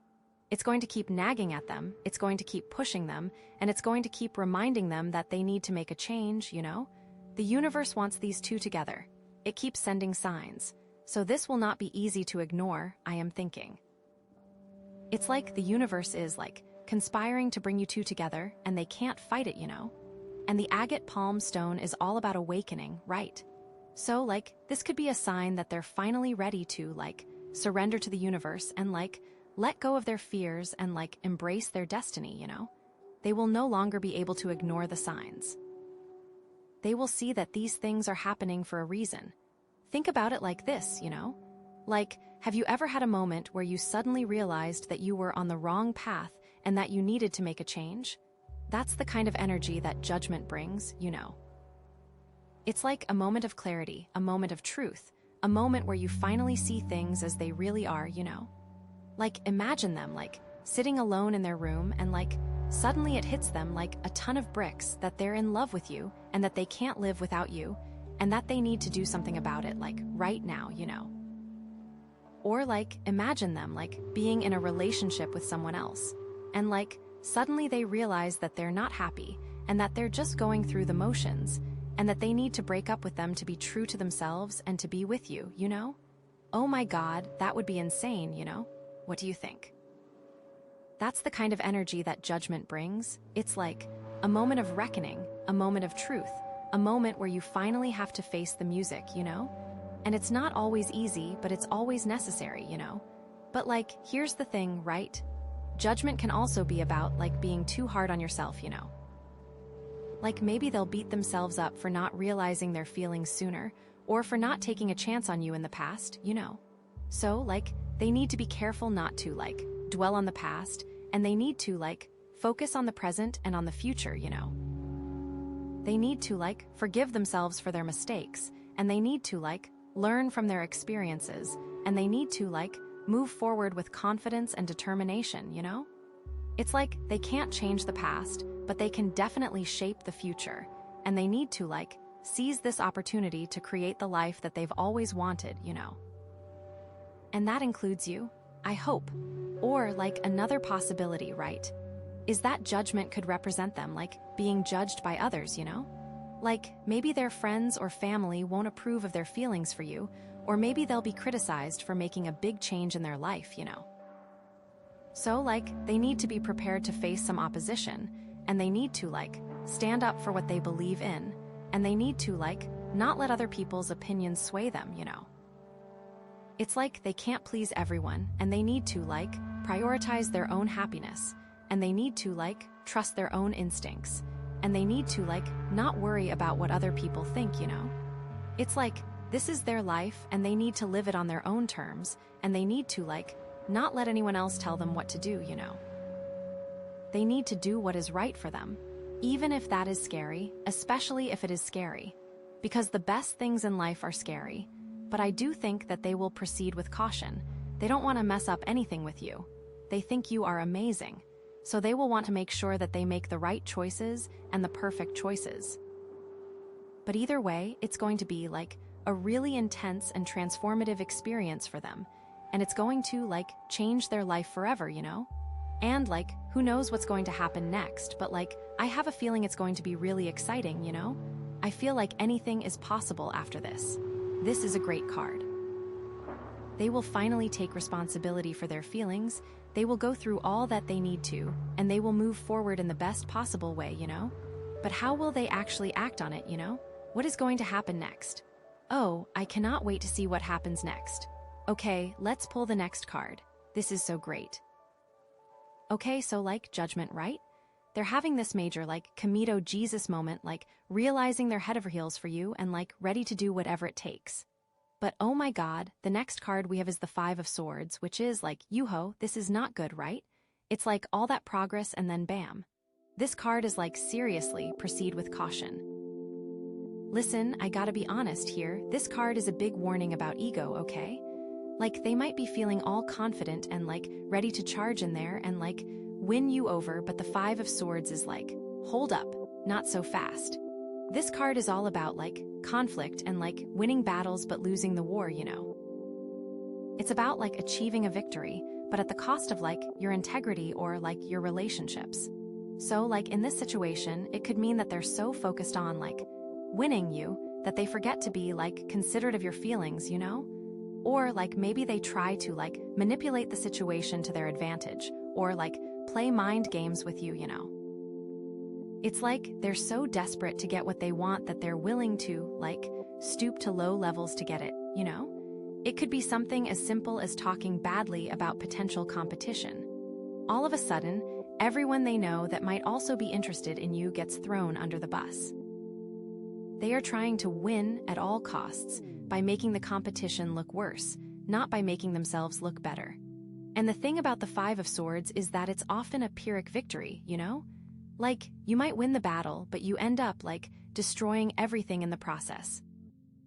So, like, even if they manage to, like, win you over using these tactics, it's not going to be a real victory, you know? Because you're going to see through their BS, and you're going to resent them for it, and it's going to ruin any chance of a real, genuine relationship, you know? The Empress energy will fade. The strength will be seen as a weapon. Their chariot will crash and burn. Think about it like this, right? Like, have you ever seen someone who's so obsessed with winning that they're willing to, like, cheat or lie or, like, step on other people to get ahead? That's the kind of energy that the Five of Swords brings, and it's really not attractive, you know. Nobody likes a sore winner, and nobody likes someone who's willing to compromise their values for the sake of winning. So, like, the key here is for them to, like, check their ego at the door, you know? They need to remember that this isn't a competition, it's a relationship, and it's about, like, building a connection with you based on mutual respect and trust, you know. They can be arrogant, and potentially that wins a small battle in the short term, but they end up losing the entire war. The Five of Swords always loses. And, like, it's okay to be confident, it's okay to want to impress you, but they need to do it in a way that's authentic and genuine, you know. They need to show you who they really are, and they need to, like, let you make your own decision based on that, you know? They are feeling this judgment energy, and they want to win at all costs. But this is about you, not about them. Like, the Empress is all about, like, nurturing and abundance, right?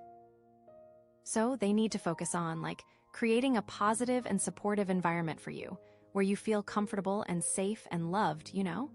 They have to continue being strong, but do so with compassion and consideration. They can't just, like, bulldoze their way into your life and expect you to, like, fall at their feet. They need to, like, court you, they need to, like, woo you, and they need to, like, show you that they're worthy of your love and affection, you know? And strength is all about, like, inner strength and courage, right? So they need to, like, tap into their inner resources and, like, find the strength to be vulnerable and honest with you, you know? They need to, like, let go of their fears and insecurities, and they need to, like, open themselves up to the possibility of getting hurt, you know? Don't let pride ruin the connection. Because, like, love is a risk, right? It's always a risk, but it's a risk worth taking, as long as you're doing it with the right intentions, you know? And the right intentions are not always easy, and they are not what they seem on the surface. The intentions must be pure and honest, with no hidden agenda. Their intentions have to be genuine and good. The chariot showed up for a reason. Don't lose control of that chariot. So, like, if they're feeling tempted to, like, use manipulative tactics or, like, play mind games, they need to, like, take a deep breath and, like, remind themselves that it's not worth it, you know? Because, like, even if they win in the short term, they're going to lose in the long run, and they're going to end up, like, hurting themselves and hurting you, you know? They need to understand that the best way to win you over is to simply be themselves, to be genuine, honest, and kind, and to treat you with the respect and love that you deserve, you know? The Two of Swords. Stop being indecisive. They need to avoid that ego trap at all costs. They need to maintain integrity, and they need to make sure that they're treating you with respect, and that they are truly ready for a relationship, you know? This card is a harsh warning and must be taken seriously. Otherwise, all of the other cards, including Judgment, were meaningless. They have to actually apply the lessons they have learned. And the agate palm stone is all about awakening, right? So, like, this could be a sign that they're finally waking up to the fact that, like, their ego is getting in the way, and that they need to, like, let it go and, like, embrace a more humble and authentic approach, you know? Stop all the overthinking. So, like, how might this actually manifest? Like, maybe they start, like, subtly putting down other people that they think you might be interested in, you know? Or, like, maybe they try to, like, create drama or conflict between you and your friends, so that you'll, like, turn to them for support, you know? Or, like, maybe they try to, like, manipulate you into feeling sorry for them, so that you'll, like, give them attention, you know? These are all bad things. Or, like, maybe they just become, like, really arrogant and boastful, and they, like, constantly try to impress you with their accomplishments or their possessions, you know? It's like they're trying to, like, show you how great they are, but it just comes across as, like, really insecure and annoying, you know? Be confident, but be humble. Like, instead of trying to, like, win you, they should focus on, like, building a genuine connection with you, you know? They should, like, ask you questions about yourself, they should, like, listen to your stories, and they should, like, show you that they genuinely care about you and your life, you know? It's like they need to, like, focus on, like, being a good friend and, like, letting the relationship develop naturally, you know? They should want what is best for you, even if it is not them. So, like, how can they avoid this pitfall? How can they make sure that their ego doesn't ruin everything? Well, first of all, they need to be, like, aware of their own thoughts and feelings, you know? They need to, like, pay attention to their inner dialogue, and they need to, like, identify any thoughts or feelings that are driven by ego or insecurity, you know? It's about being self-aware. And then they need to, like, challenge those thoughts and feelings, and they need to, like, replace them with more positive and constructive thoughts and feelings, you know? It's like if they're feeling tempted to, like, put someone down, they need to, like, remind themselves that everyone has their own strengths and weaknesses, and that it's not their place to judge them, you know? Take responsibility for all that you feel. You will have to be very brave. Or, like, if they're feeling tempted to, like, boast about their accomplishments, they need to, like, remind themselves that humility is a virtue, and that it's more important to be kind and compassionate than to be impressive, you know? Be secure with who you are. Be happy with what you have. It's like they need to, like, practice mindfulness, and they need to, like, focus on the present moment, and they need to, like, let go of their need to control everything, you know? They need to, like, trust that everything is going to work out for the best, and they need to, like, have faith in the universe, and they need to, like, just be themselves and, like, let you decide whether or not you're interested, you know? And honestly, with that Empress and Strength energy, I think you will be. Oh my God, what is going to happen? This is so interesting. Okay, let's pull the last card. Okay, so, like, where were we? Right. They're, like, on the verge of either total self-sabotage or complete loving awareness, so what's gonna happen? So the next card, oh my goodness, this is, like, another big one, is the Queen of Swords. Like, seriously, wow.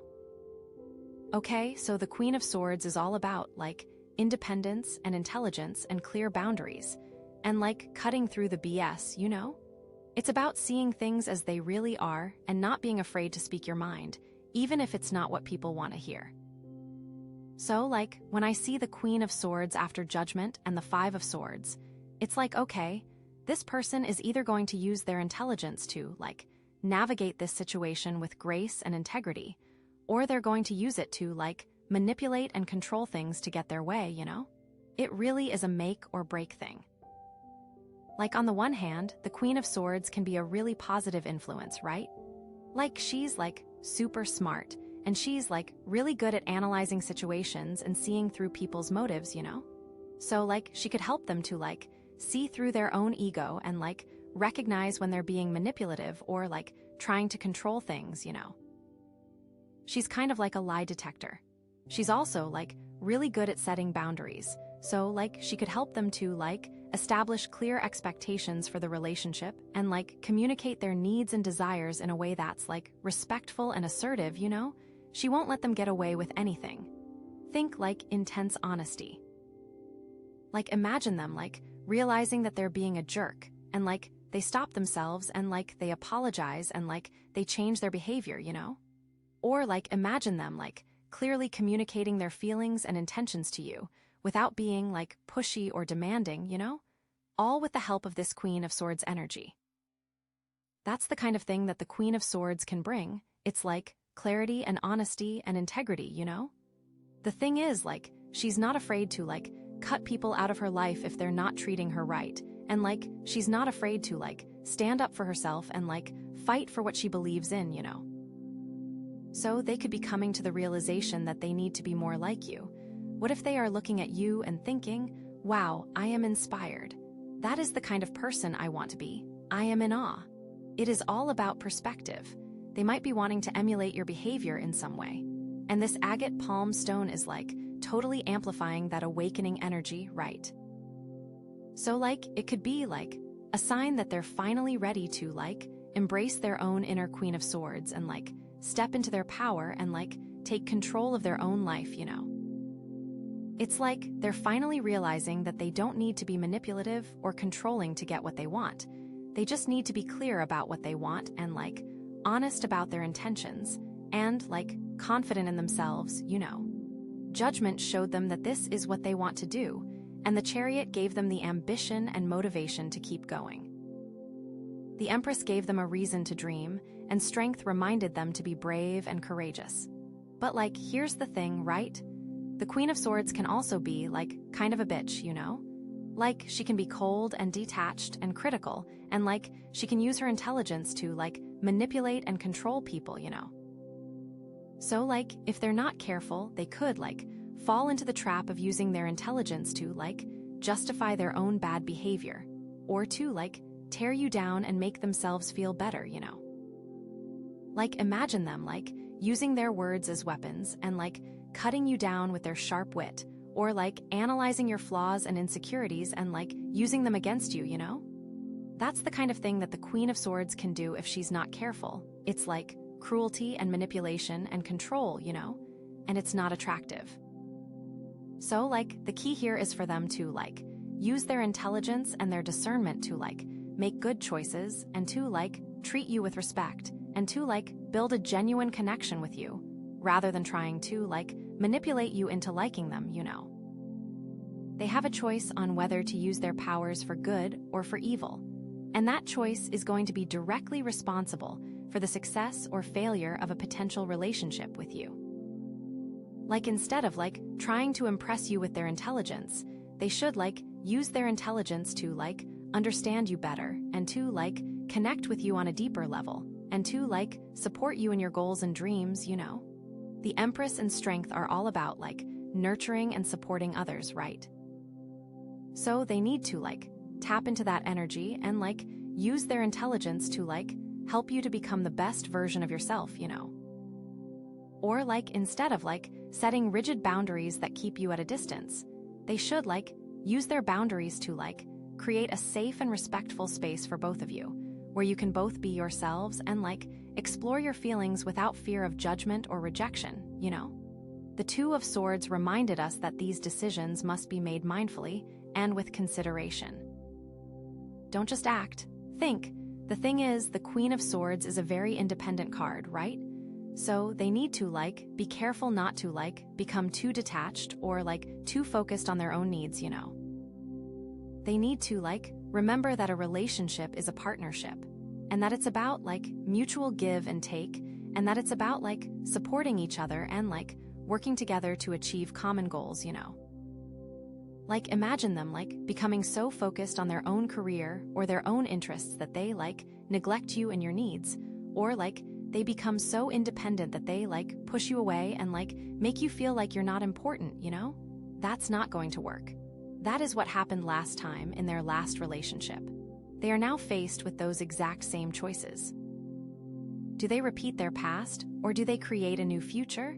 It is all up to them, and you are merely a player in their game. You cannot be responsible for what they choose. They have free will, and they will choose for themselves. But you do have the power to set boundaries and be responsible for your own choices. Like, instead of, like, becoming too independent, they should, like, focus on, like, building a strong connection with you and, like, making you feel loved and appreciated and, like, showing you that you're a priority in their life, you know? The Chariot energy helped them to see this through and to realize that they wanted to be with you. They need to remember that it took a lot of work and effort to get there, and they should not throw that all away now. Like, how might this actually manifest? Like, maybe they start, like, criticizing your choices or your opinions, or, like, they start, like, picking apart your flaws and insecurities, or, like, they start, like, using their intelligence to, like, manipulate you into doing what they want, you know?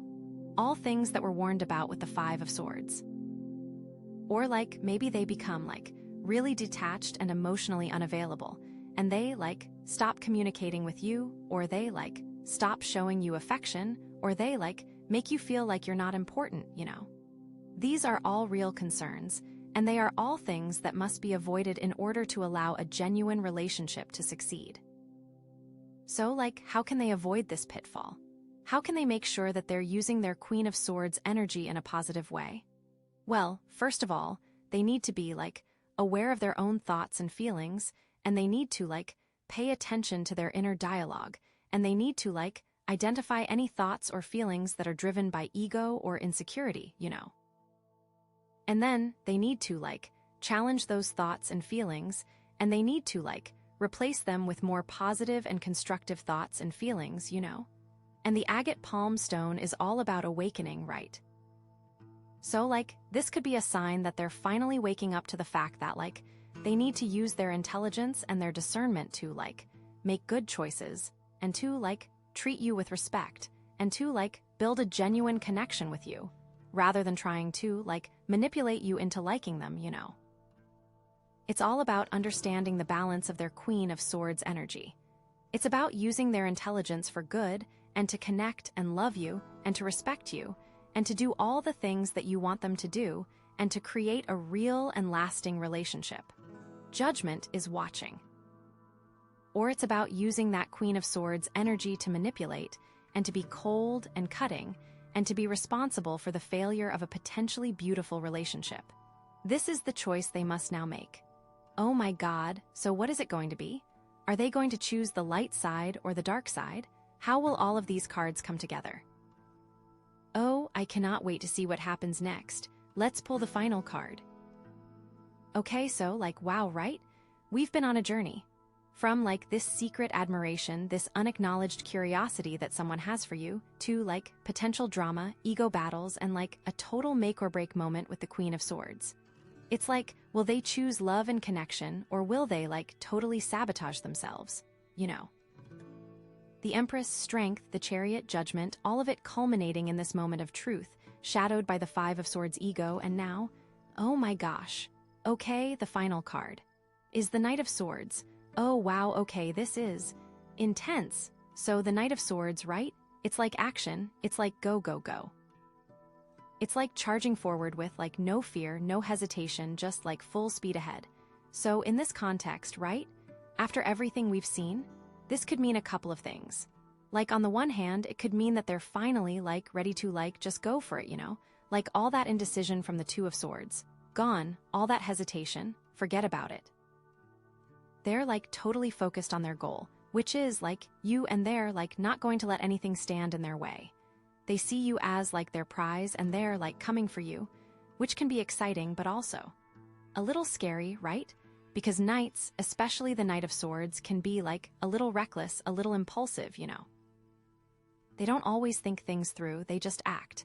And after that Five of Swords, that ego warning, this Knight of Swords energy could be totally fueled by ego, they're so determined to win you that they don't even care about your feelings or your needs or what's actually best for you.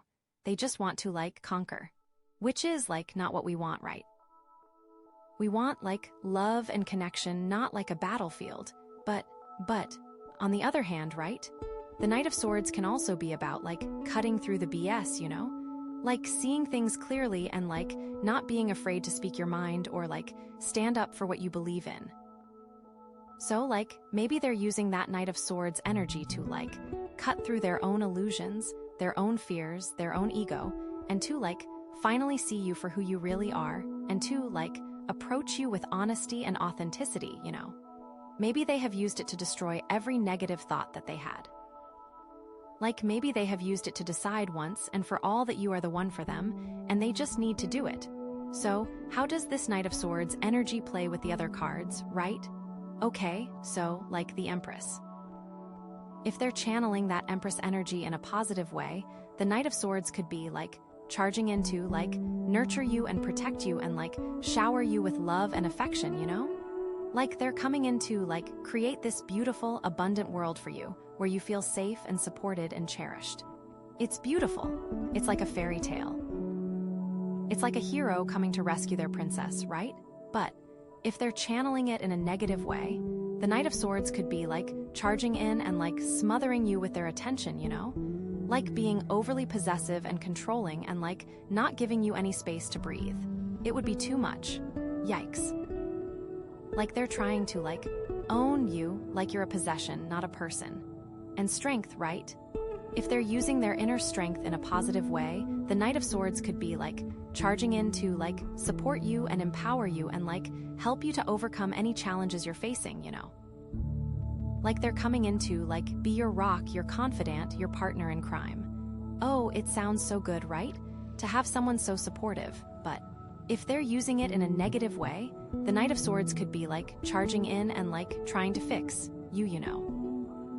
Like telling you what to do and how to live your life and, not respecting your own inner strength and your own ability to handle things.